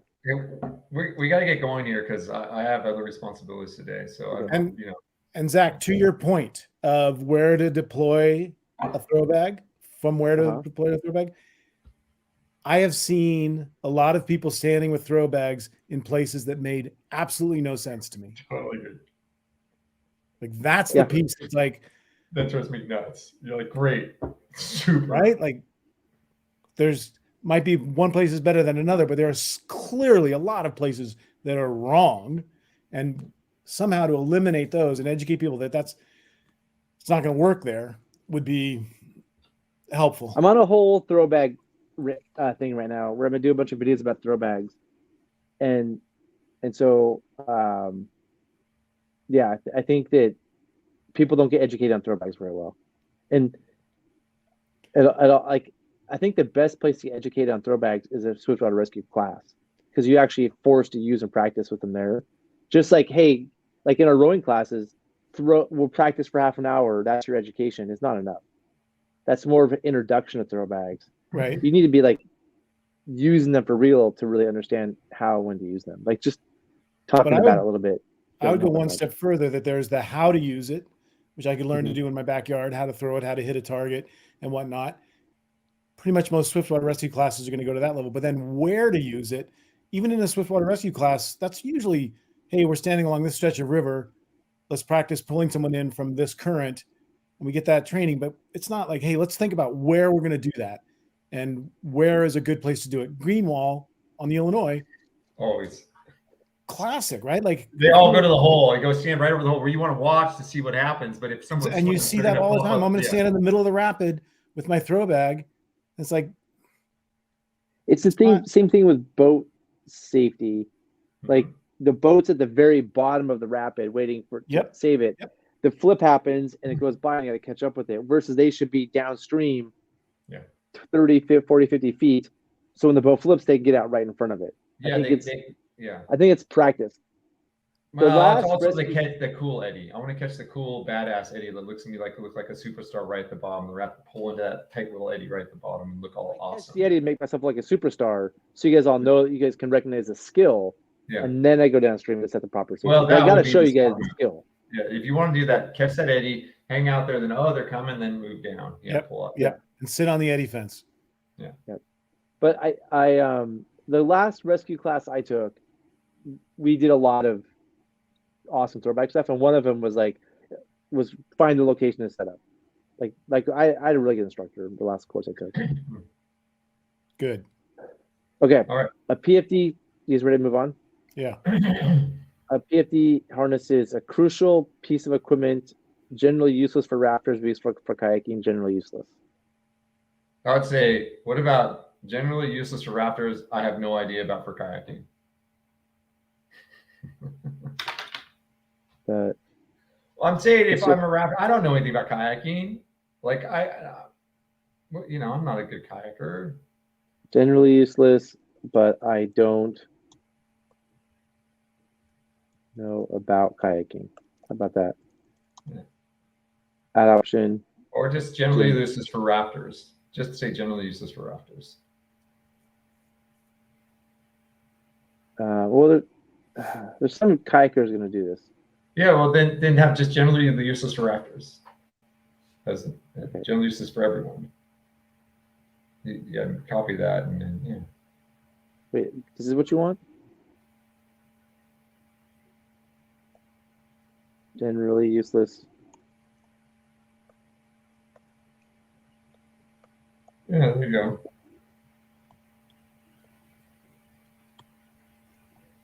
Like that. You happy? Yeah, there you go. You want to change crucial to valuable? I think you're going to get people that say that's not crucial.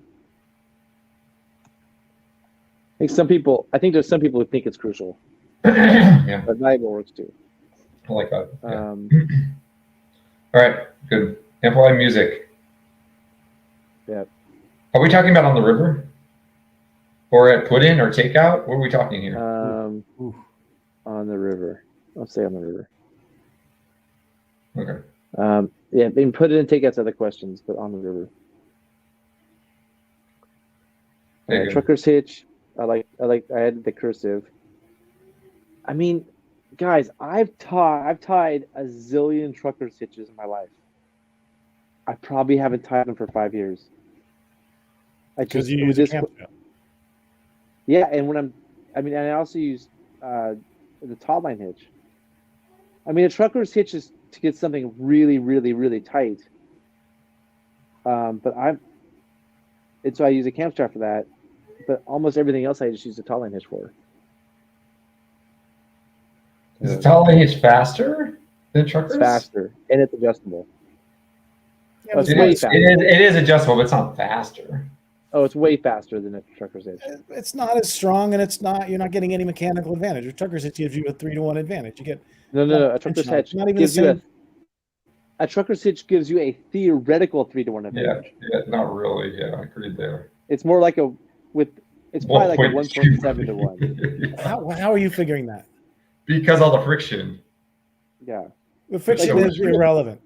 No. Absolutely. Okay. Come on, engineer boys. The 3-to-1 advantage is how much one rope moves versus the other. But there's friction. Friction matters, Steve. No, absolutely not. And you're wrong. Get someone. Okay. Where are all of our? Okay, Senor German. Let's friction doesn't matter. Maybe in German class. Does gravity matter? Friction doesn't matter in a 3-to-1 mechanical advantage. Absolutely does. 100%. No, it doesn't. It even matters. Mathematically, it doesn't. When you draw it on a line, it doesn't. Mathematically, it doesn't. Into account Theoretically, it doesn't. But in the real world, it does. Okay, I'm not talking about how easy it is to pull on this thing. But saying that's it what gives you a 3-to-1 advantage. It doesn't. It's exactly. Let's move on. The 3-to-1 advantage is it gives you that advantage. If you pull it, it doesn't give you that advantage. It doesn't give you that advantage. Yes, it does. Yes, it does. It gives you a 3-to-1 advantage. This is why we have to preface some things with like, give us your resume before you talk about this stuff. Well, Steve, Zach was actually, but Zach, the problem with Zach's his testers is he wanted to show there was loss because there's loss going through the pulleys, and he wanted to figure out how much loss, right, Zach? That's what you were trying to figure out. Yeah, I mean, that's why you want when you do a 3-to-1 with the pulleys, it's more like a 2.2-to-1. Yeah, that's with pulleys. Like if you measure the force in and the force out, no, you're it's wrong. not a 3-to-1 anymore. You're wrong. No, I'm right. We'll do a live 3-to-1 advantage. Let me back it up here for you boys. Back it up here for you boys. A 3-to-1 advantage is going to measure the movement of 2 points, regardless of the friction, regardless of anything else. Okay. Steve, you're talking about like I pulled this one 3 inches. Exactly. And that's that one 1 inch. Which is talking about distance. What you are measuring when you are measuring in a 3-to-1 thing, you are measuring distance traveled. We're also measuring force in, force applied. That's all Zach and I care about. We don't care about the distances. We care about when I'm putting this much load on it, how much load is it putting on the boat? Because that's what's going to get it off. It travels 3 feet versus 1 foot. Yeah. But how much force? The force. It takes more energy then because you're traveling a longer distance. So let me ask you a question, Steve. So you're right in a way. Steve's right in a way. Yes, Steve has his point. I don't know if that was Steve. Now the question is, Steve, was that your point at the beginning, or is that you backing out of this to this point at the end? I'm getting back to the trucker's hitch, and I'm saying that it's not an equivalent knot to a taut line hitch. Not even close. I agreed. A trucker's hitch. Well, so the advantage of the trucker's hitch isn't the 3-to-1. It's I'm gonna call it 1.7-to-1. It's a theoretical 3-to-1, but you can do progress capture. So when you pull on a trucker's hitch, you can pull and take a little break, friction, and then pull some more and get it really tight. With the taut line hitch, it's hard to get it tighter. You don't get that progress capture. You get progress capture, but it's a little different because of the friction. Steve, the question here is for setting up tarps, which knot do you use? A trucker's hitch or a taut line hitch? I use a trucker's hitch. Here, Jack, and I'm going to say, is, if you're tying your kayaks on the roof of your car, are you going to use a trucker's hitch or a taut line hitch? A trucker's hitch. Okay. Because failure. It's not failure. It's just you're actually tying 2 half hitches. It's failure in a way. But you're tying 2 half hitches versus a trucker's hitch. Or I feel strongly that you should use a taut line hitch for tarps. It's called the taut line hitch, the tight line hitch. And it's adjustable. When you do a tarp with a trucker's hitch and you tighten it and you wrap it around, you have to unwrap it all to tighten it again. Where the taut line hitch, you just go like that. It is nice for tarps. I will say, depending on the tarp situation, certain places on a tarp I'll use a trucker's hitch, certain places I'll use taut line. Like the main one going over the top that's holding down the 2 ends, I'm probably going to use trucker's hitch on that. Those adjustable ones on the corners, and Zach likes to fiddle too. He should be a dory guide. He likes to fiddle with stuff. Steve, you like it done. That's what's nice about a trucker's hitch. It's tied, it's secure. Aaron, you're trying to be no. It's way faster than the taut line hitches. It is, but it takes more maintenance because it slides a little bit. It gives a little bit. It's windy. It blows. It loosens up some. It doesn't loosen up. Some slack into it.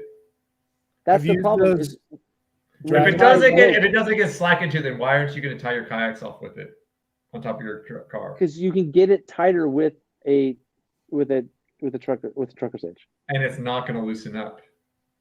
Yeah. Right. No. The tie line hitch isn't going to loosen up either.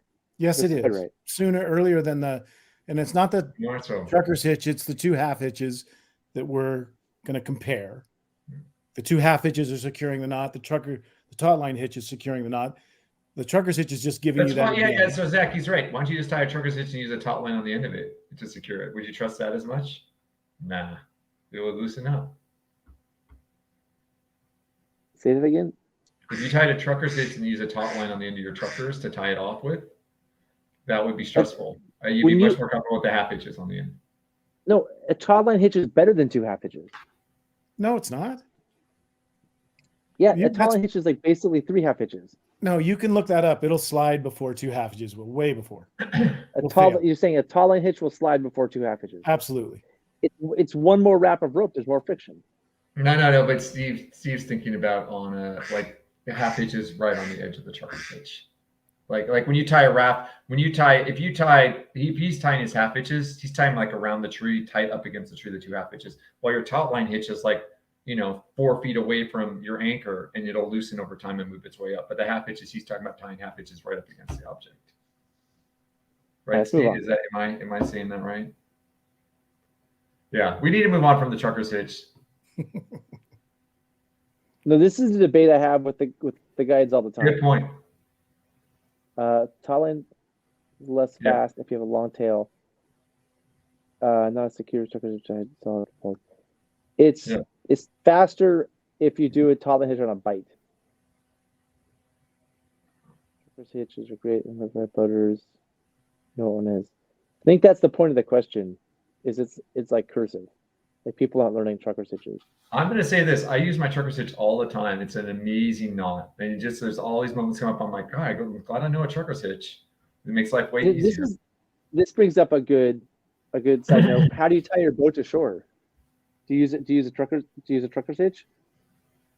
Why not? Because I don't need to get it tight. He uses half hitches, which he uses at the end of his trucker's hitch. Do you use a taut line hitch? A lot of people use taut line hitch. I just don't think it's that. It's cute, whatever. What's cute? The taut line hitch. Oh, this is cool. Look, you can adjust it as the water comes up and goes down. Like it's magic. It takes a lot longer to tie off. It's annoying. Boy, dude, I really hit a chord with this trucker's hitch, taut line hitch thing, Steve. You call it cute? The taut line hitch? My point is, the trucker's hitch is secure. If it wasn't secure, you wouldn't tie your boats up with it. We don't tie our boats up with trucker's hitches. You do a 2 half hitches, which is the same thing but less secure. No, it's not the same thing. A 2 half hitches is a half hitch on the inside, a half hitch on the outside. Yeah, a trucker's hitch is two on the inside, 1 on the outside. What are you talking about? We'll find. Let's go. I want to get some of the questions. Yeah. Okay, we'll move on. But they're the same thing. I'd use a taut line hitch, but not to tie a boat on a trailer. Exactly. Yeah. Okay. All right, back to the questions. Next question. Question number 4. A pre-trip safety talk should be as comprehensive as possible, be about 10 minutes, keep it short as possible. You guys happy with that one? Yeah, I'll be interested to see what people say on that. Tying your boat down, what is your philosophy? Aaron's breakaway method? Or it's confusing. I say when rigging your boat. When rigging your boat. Okay, got it. Yeah, rigging gear in your boat. Because tying your boat down sounds like tying down the trailer. Gear in your boat. Are you happy with that question now? Yeah. All right. You think anybody's going to answer your breakaway method here? Probably not the way you set it up. Good. Okay. For water temperatures above 50, what do you wear? Above 50. So like 90 degrees?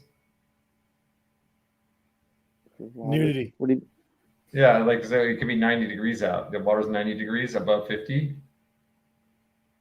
Are you giving a range? 50 to 60? 80? 100? Okay, got it. Okay, good. Yeah, for water temperatures, how about for 50-degree water? For how about for water temperature at 50 degrees. At 50 degrees. What do you wear? How's that? Yeah, much better. Yep, great. Helmets should be always worn. Yeah, trips, but don't need to be worn only for class 4. And be clear, this is the first one talking about we're talking in camp and when driving as well. Is that what the first answer is saying? Or is it just rafting? Should be worn when rafting. Always be worn. We'll do always be worn on the river. Always be worn on the river, including driving and in camp. And then not an option. Should always be worn on the river. How's that? Yeah, there you go. You're just seeing how terrible I'm at typing. Move that right up there. Better than I am. I'm very happy. Okay. In addition to good traction on wet rocks, proper footwear should be closed-toed. Sandals, if they stay on your feet, or comfort is your priority. Yeah, looks good. Anything about if you want something else on there, you may want something about that. They're easy to swim in, but I don't know. But you got 2 questions. I think that then you start getting people want to answer multiple things in one question. Yeah, totally. So Austin, just in case you missed earlier episodes, Aaron's breakaway method which is not recommended. Steve, is this your method too? Is this Aaron and Steve's method, or is this we just put this on Aaron? Aaron, this is Aaron. Okay, but Steve appreciates it. Method. I appreciate it. Steve, you helped me come up with this one. Steve, we talked about this many times. Yeah. We go when sitting on shore watching a boat wrapped, and the one dry bag floats away. And you're like, man, that person's super lucky. Their boat's on the surface floating away. It's not stuffed underwater. Their stuff's going to be dry. Their stuff's going to be way drier. And was like, oh, God, that person's dry bag. Like, no, that's the lucky one. That person is so lucky. Their bag's out. So Aaron's breakaway method is one where you don't tie your bags in very well so that when you wrap, all your bags come free and your stuff stays dry because it's not tied to the boat. Did I explain that right? Yeah, and you're assuming there's a couple assumptions. You have downstream safety down there. You have people downstream of you. And it's not super high water. There's big, huge pools. So they're just going to float into a pool and they can get picked up real easily and they can get re-rigged. So on the Rogue, there's people downstream and there's big pools. So you're saying don't tie your bags in because somebody will get them eventually.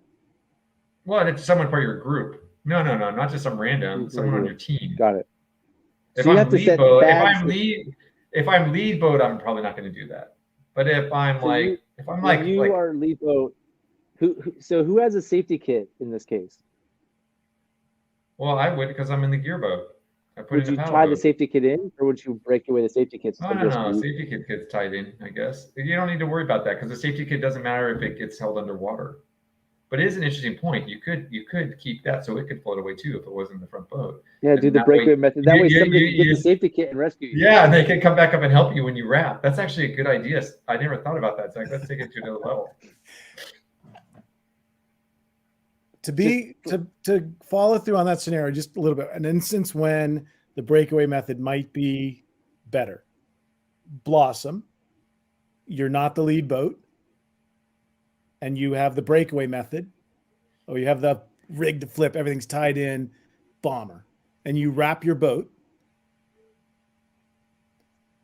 At that moment, I think you would go, man, I wish these bags weren't here. We'd be in a lot better situation if those bags weren't here, if they just floated down. And the first thing you might do is untie those bags and get them out of your boat.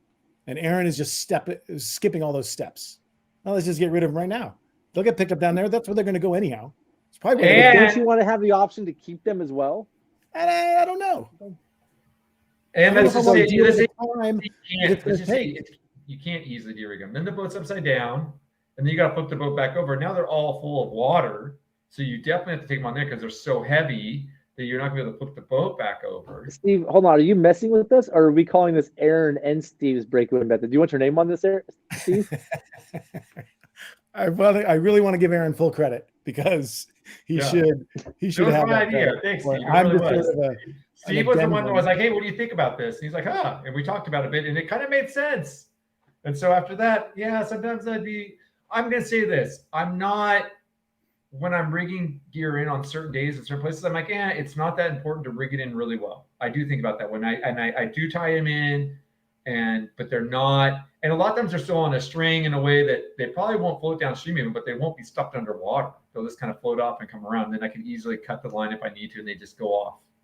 So that's the other part. That worries me a little bit. I was thinking about that, like a tether. Yeah, they kind of have sometimes they do have a tether on them. Sometimes all that loose line really, really worries me, Aaron. No, that's a good point. Yeah. But yeah. So anyway, Austin, I'm with you here. Rig the flip. I'm gonna stick with you. Aaron's breakaway method is still controversial, but it's a question, so people can go with it if they want. There's a lot of comments. A lot of comments. Can I tell you how I tie up my boat? You just pull up on shore. Yeah, I mean, this is the answer. No, I hate that. Get bags that are waterproof. I really hate that. I go around the tree and then back to my boat to the D-ring on my bow, and I tie 2 half hitches right there. Why do you go back to the D-ring? Because it's easier than crawling underneath into the tree to untie my knot the next morning. I can stand at my boat, untie that knot, pull that rope out from behind the tree. Yeah. Knot is not in the weeds. It's really easy to tie around a D-ring. You get a really good bite on it. You're not tying around the knot, around the rope itself. It's a pretty, you should try it. It's a good move. Yeah. That reminds me of the Millennia roll. Yeah, it's coming. The Cavagnola roll. The Cavagnola. Oh yeah, remember that? When is that going to start? You put that on your question list. How to tie off your boat. There is one best practice for that. So do you always tie your boat up that way? It depends on the situation. When I can. I can see on the road at like Doe, where there's a bunch of just like brush. But if it's a big ponderosa that's 20 feet away, are you going to the ponderosa and then back to your boat? Yeah, because then you don't have to bend. You don't have to bend down and pick it up. My bow line was long enough, yeah. And he wants 2 lines to trip people on too. That's an advantage of it. Really trip people walking back and forth. All right, let's move on. Watershed bag. Yeah, Aaron, the problem is not all of us are rich enough to afford watershed bags. So some of us has those old traditional. But I'm going to say this. My old tradition on this really crappy old roll top dry bag. If you rolled it properly, and I rolled it properly numerous times and it was stuffed underwater with flips before I came up with the breakaway method, it stayed dry if you roll well. Like the roll bags, if you get good rolls and you're really meticulous with them, they won't get water either. But unfortunately, we're talking a lot here too, Aaron, about commercial guests who do, where you step on them and you can hear the air going out and you can like see in their bags and yeah. So. Okay, let's move on. All right. I have the same question twice again. Delete one of these. Should private trips have safety talks? Yes or no? Yep. Should private trips have a trip leader? Yes or no? Yeah. On and I added this one. I think I did this one for you. On multi trips, TV should occur at the beginning of the day, end of the day, end of the trip, anytime it's needed. Those are good options. Never. There should be a never. Never. Got it. Never. Okay. What's the best color for a sun hoodie? I added this question because you both suggested it. I just put it on there to give a little break to the seriousness of this. Oh, right. Good. Did I get it right? Dark and light. Is that the question? Dark versus light? That's great. It's not like blue versus green. No, that's great. Okay. Who cares? Okay. I don't care. Everyone's on sale. A private trip can be considered a pirate trip. Did I get these right? This is a hard one to word. Well, what did you say? Both? Both of those would make it a private illegal trip? Some trip members pay less for providing gear. Neither of those. Wait. Or maybe say both. Give another option. Say both of those. Both. Okay, got it. Both. This is a hard one to word. This one Aaron suggested, and I had a hard time wording it. Creature crafts are good for people that have boating skills, are cool for doing high water trips. Any other options there? No, that's great. Wearing a scarf in the river, they get those good. Where'd that one come from? Oh, I wasn't in on that. I missed that show. There's a lot of shows. Zach used to routinely wear his river scarf. I have a Lucky Greenwald scarf, Steve. A scarf or a scarf? Scarf. Yes. Actually, I have it right here, I think. Oh, yes. No, I don't have it here. A scarf, Steve. I would wear it. You took it to Latvia with you? I had it. I actually had it when I was in Finland, and then I sent it back with Heather. Wow. But it's my Lucky Greenwald scarf. It gives me luck. But it may not. Aaron thinks it's dangerous. Some people think it's dangerous to have a scarf wrapped around your neck. There should be a question then somewhere about what does the role of superstition, like, do you have a superstition? That should be an open answer. What's your river superstition? That'd be fun to hear.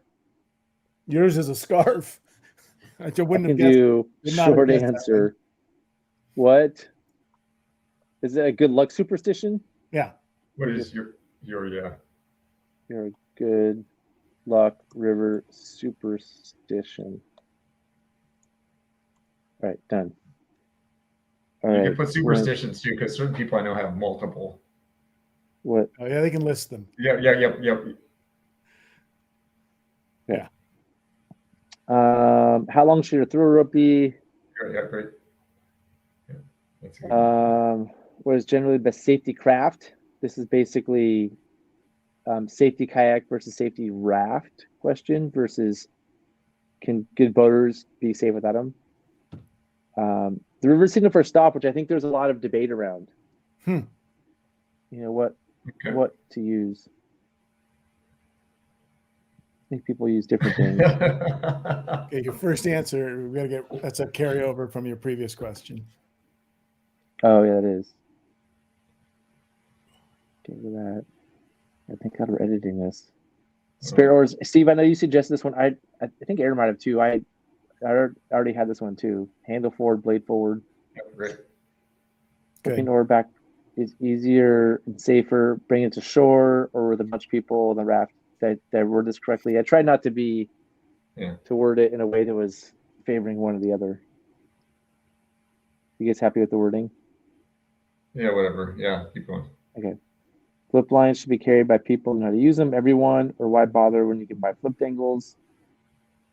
The best way to learn how to row is the last question. That's great. Oh, we're at the end. Perfect. Yeah. We're at the end. You know what that means?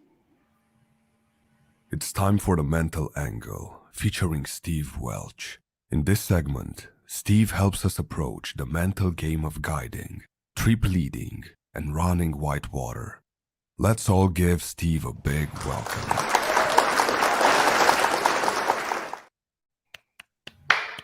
Great. We're going to use the best practices. We've got a question, Aaron. Go back to it.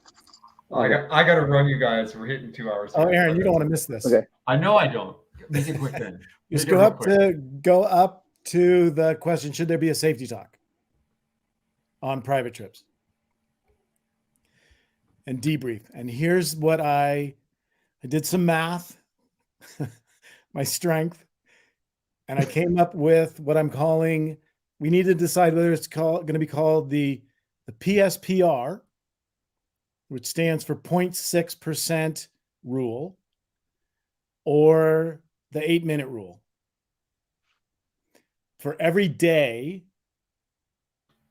that you're on the river, 8 minutes of pre-trip check-in, orientation, not a safety talk necessarily, but just sort of a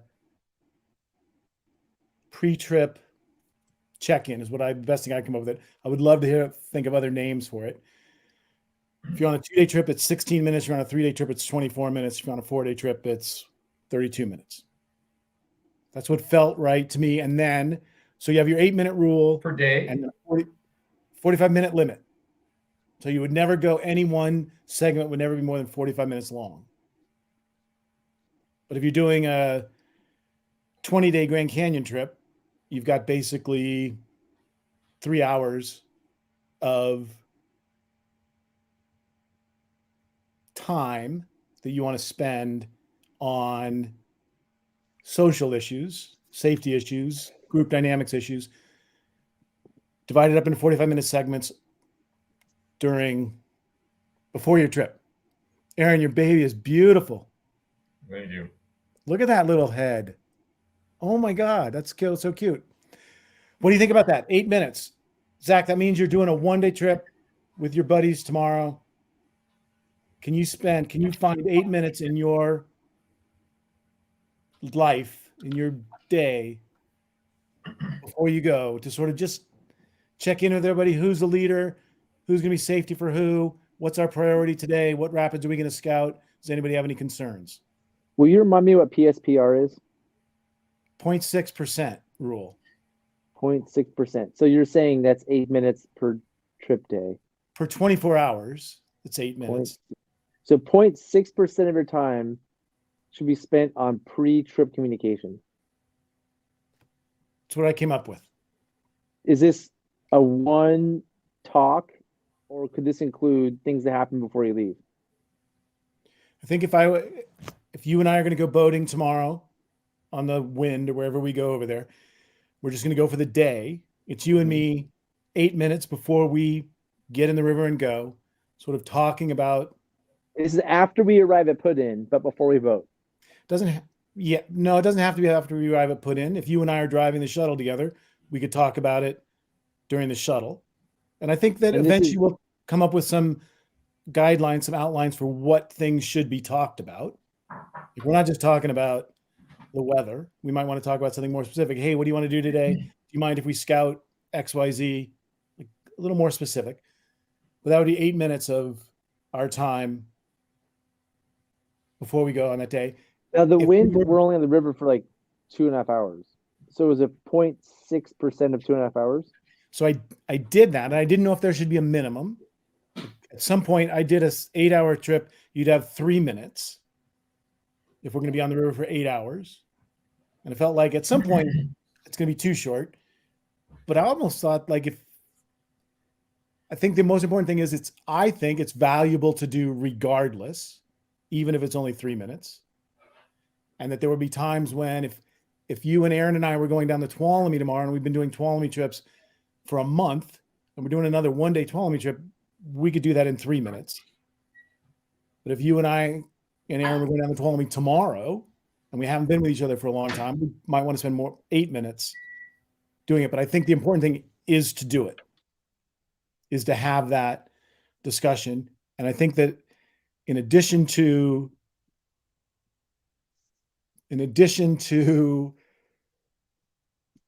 having it, I forgot what I was going to say. But I like it. I like it. I have questions about though. Is it always safety related stuff? Or can it be like? No.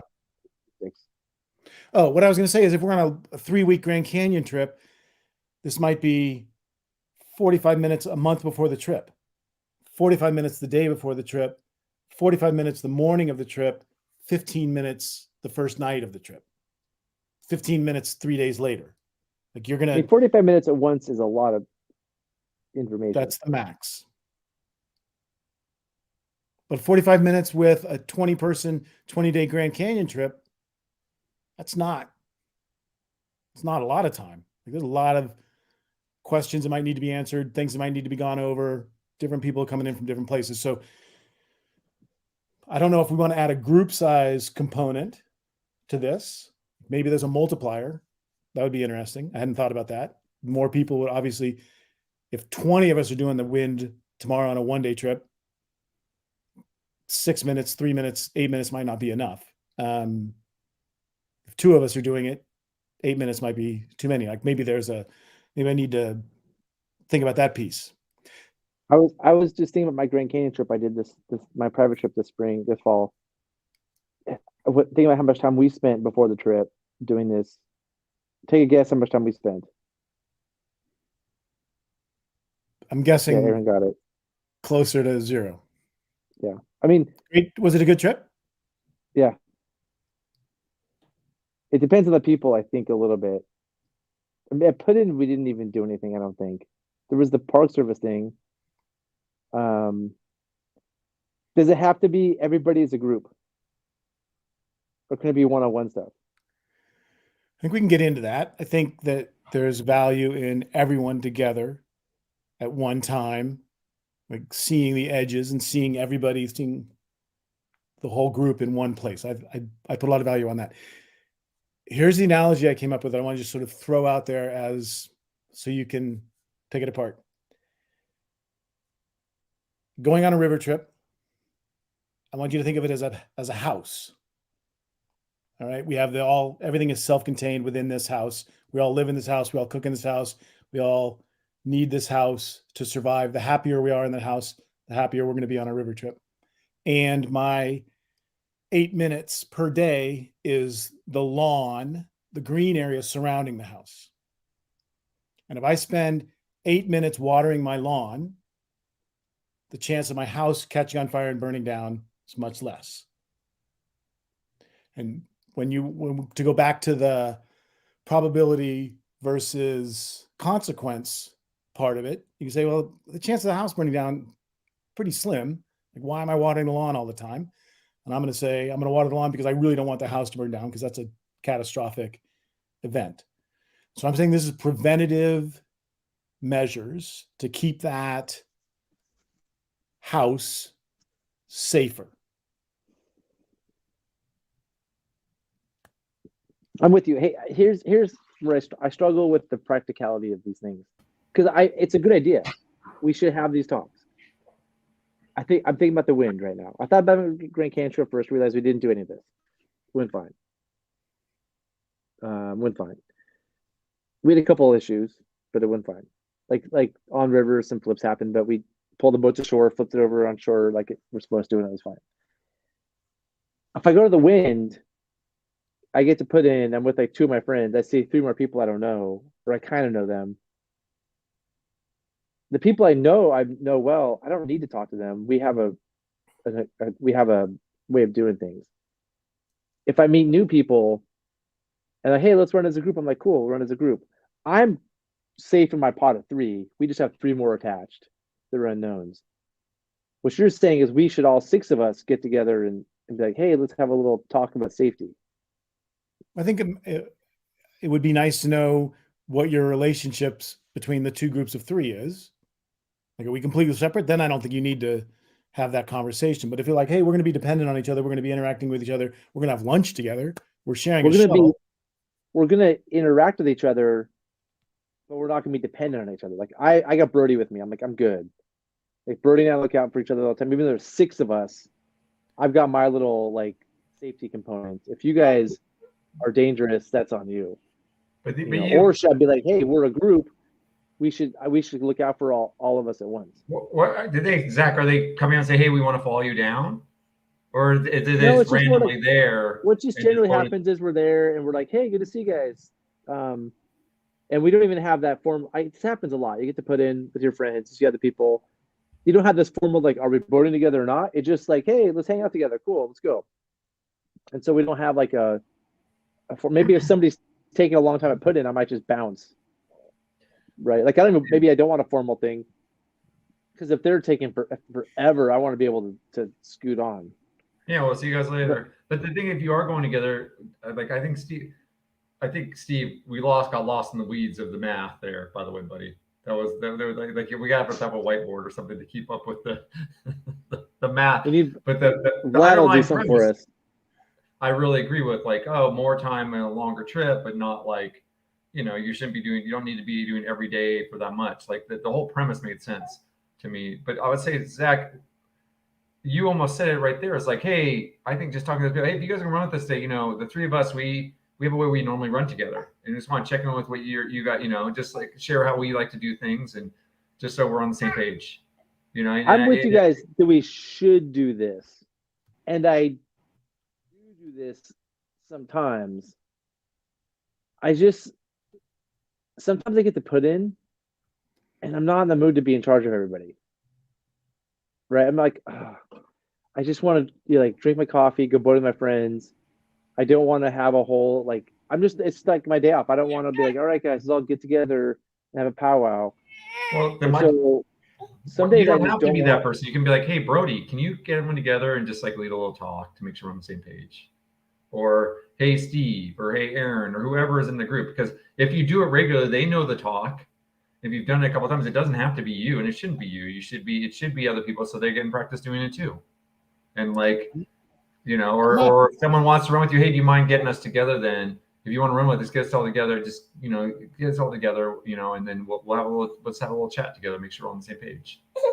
You don't have to. It doesn't have to be your responsibility to lead it. I know. I'm just saying. I'm just like I'm with you guys. We should be doing this, and it's best practice to be doing this.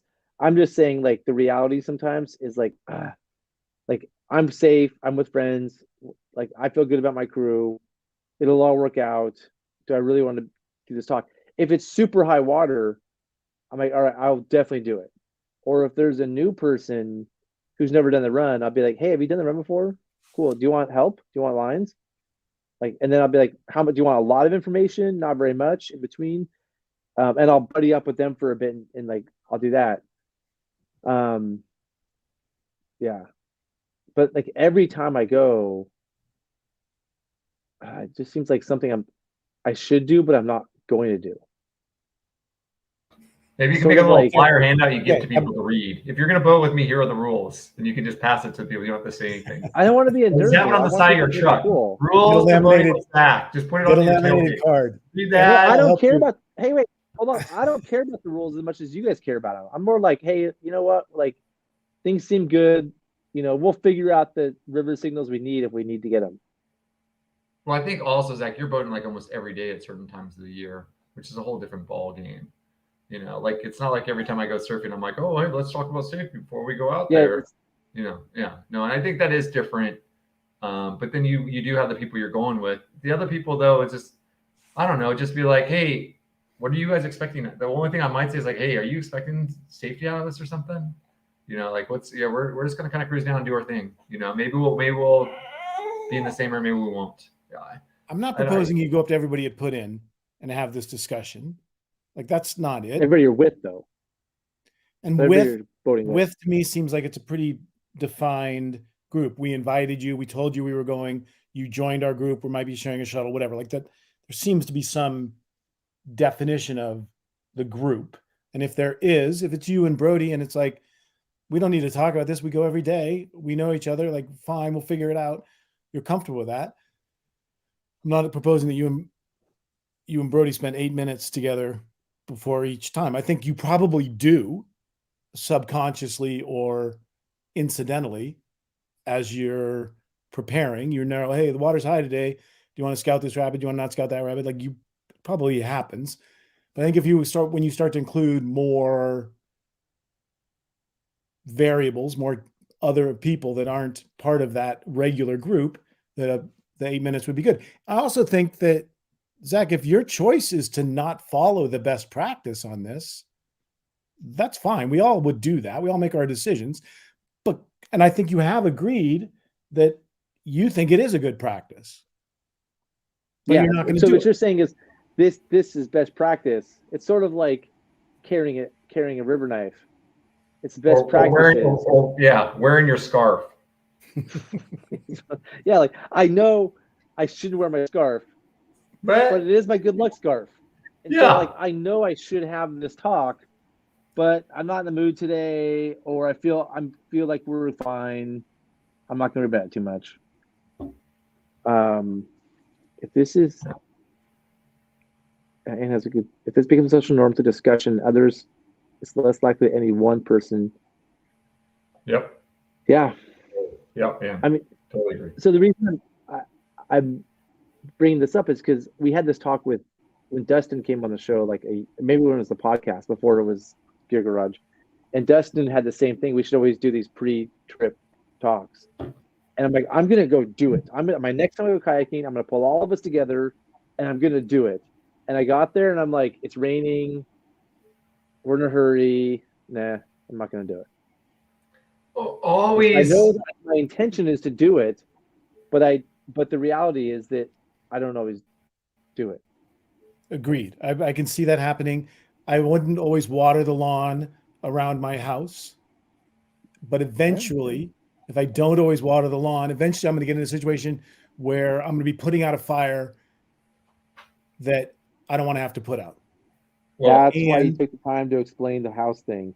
To really bring it back to this. And Steve, I would say if you never water your lawn, the risk is a lot higher. If you water it sometimes, yeah, it's going to be okay, probably. Yep. And you're old enough and experienced enough to use your judgment as to how often you need to water it.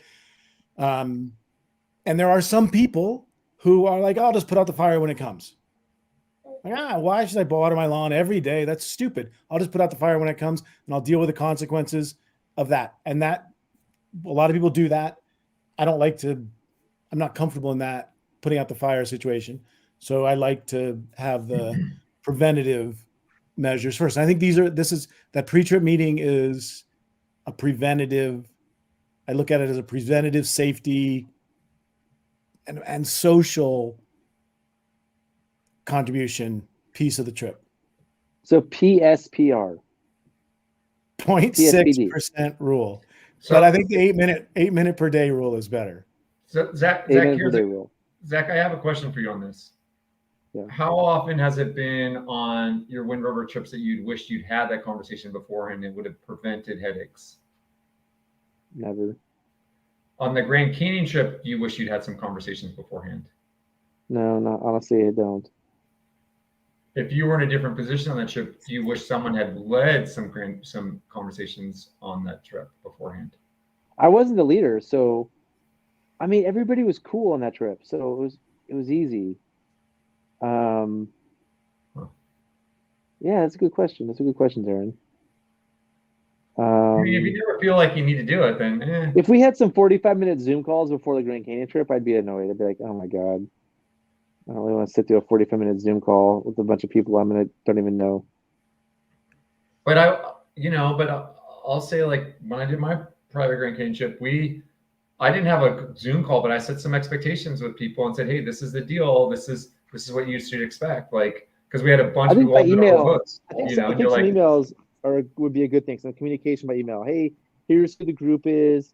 We had some emails. We probably had like 3 or 4 emails before the trip. Here's the group is. Here's how I want to run. Here's my philosophy. Yeah. Here's my expectation of you guys. I think that would be really good. That's a pretty top-down way of communicating. Yeah. Right. Which may be the most important. Maybe that's how the trip is going to work the best, but it's not necessarily as collaborative as other ways. And for, I'm just throwing that out as I find a tremendous amount of value in having that communication ahead of time. But you could have some of it, Steve, without being so top down. Just be like, hey, we get to put in, like to have a little conversation about this, and this, just to prep people about these things, and just kind of make sure we're on the same page about these topics.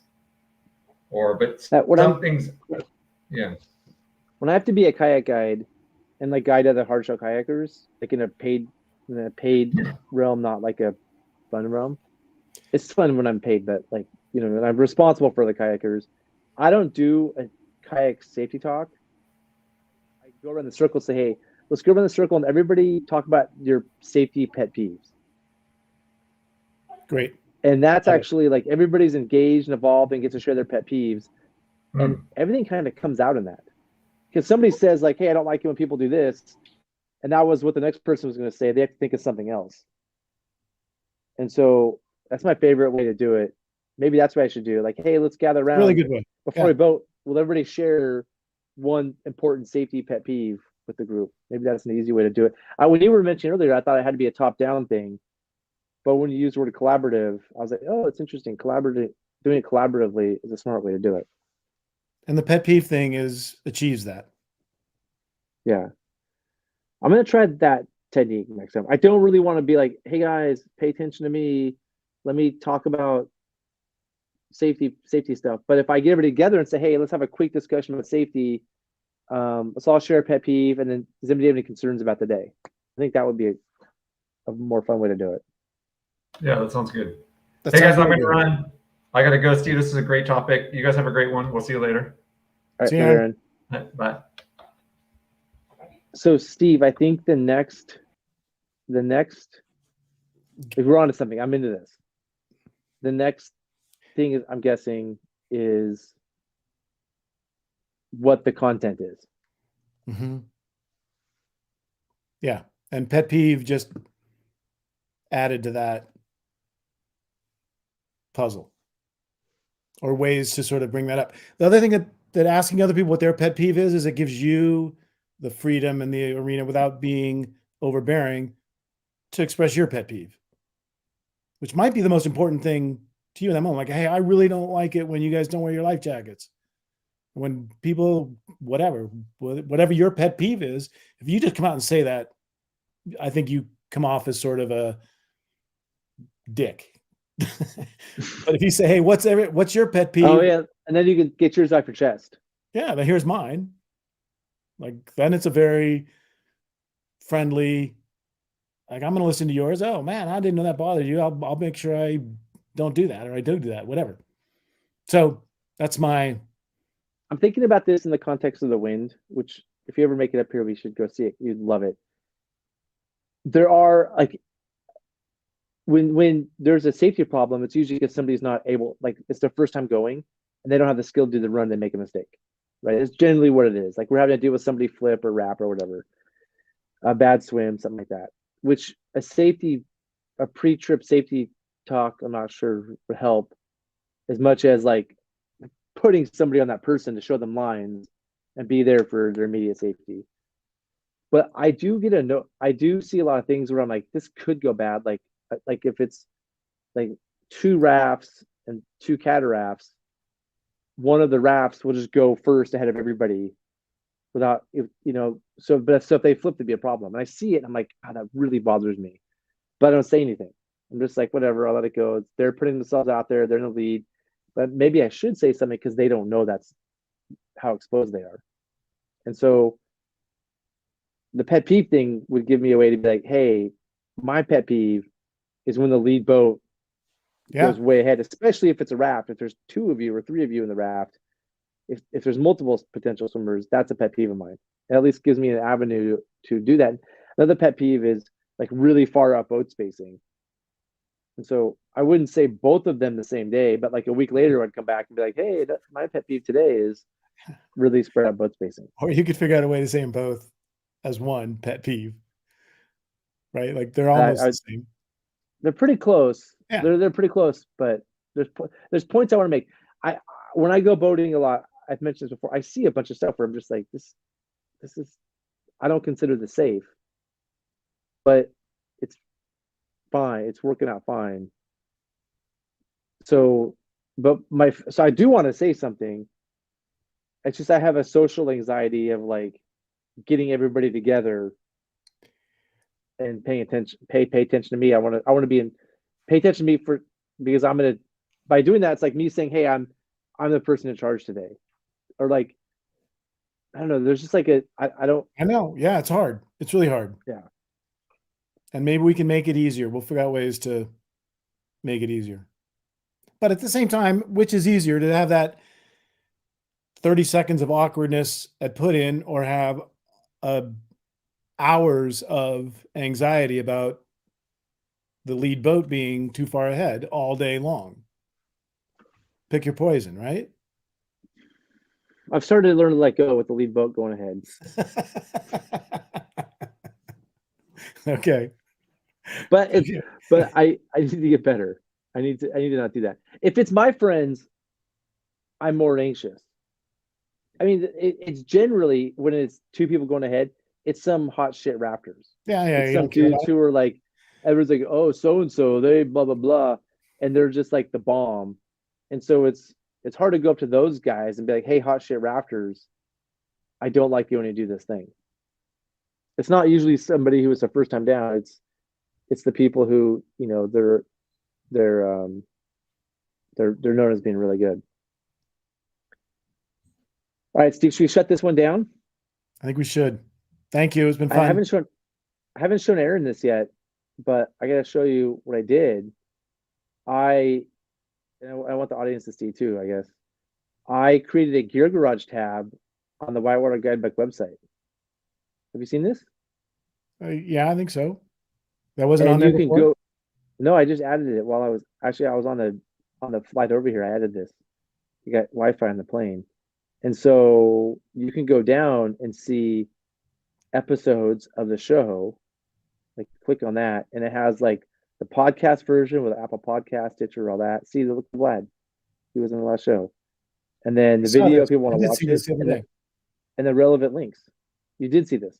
Mm-hmm. I just added this. I'm pretty excited about it, and then just relevant links for the show. So every show will, and it's going to show up on the homepage too. You can see it's right there. But the other thing is we now have a place for people to ask us questions. Oh, good. Where before we just gave out Aaron's email, and Aaron got a bunch of emails. Now we have an official place people can go, and we don't have to give out Aaron's email anymore. So for anybody who wants to ask a question or make a comment, this would be the official place to do it. And we love questions. We love questions. We already got a couple. I announced this on a Tuesday. I did a Tuesday show by myself, and I announced it. We got 2 questions right away. I watched the Tuesday show. I didn't phone in. Sorry. You did well. What? Well, you watched it live? Uh-huh. Just I was late. I got home late and I watched like the last 10 minutes of it. I thought you did a really good job. You could have just joined in the last 10 minutes. I used to hate doing them by myself. I was super embarrassed to do it by myself, but it's good practice for me. And someone even said in a comment that were doing a good job. Someone said, well, because in previous episodes by myself, I expressed my anxiety about being by myself on the internet live. And so I think they were trying to make me feel better. Like, oh, you finally did a good job. Because I did a pretty bad job by the time. But what I've learned with all of these shows is the more you do it, the more comfortable you get. So, the more I do it by myself, the more comfortable I get at doing them. Okay. Give you more practice with that then. I was really worried you guys would leave me hanging today because I'm really tired and I would definitely mess this one up. Yeah, you should probably go to bed. Heidi, submit that question on here. If you have a question, a ramp etiquette, go to here, submit your ramp etiquette question you would suggest, and I'll add it on. And when do we hear about this contest? Well, Heidi, I want to submit it. I got that comment from that guy. See, we can do another contest. Like Sawyer's going to give us orders for somebody who wins a contest that we make up. So I'm trying to make them another contest. And on the last show, we talked about the contest. Somebody asked the question, would you feel responsible if somebody got hurt doing the contest? Oh. Which kind of freaked me out a little bit. I'm like, I don't know. I never even thought about that. So I need to talk to a lawyer. The answer is I'm waiting to talk to a lawyer to see if I should make a release form. I don't know. That question kind of weirded me out. So we're going to hear about the next contest when I feel like I'm not taking a liability for suggesting people enter the contest. So that's the answer to your question. So I don't know. The answer is I don't know. I need to talk to a lawyer, I guess. So, well, that's it. Thanks everybody for watching. Please like, subscribe, send Aaron an email if you want, or go to the new website, and we'll see you next Tuesday.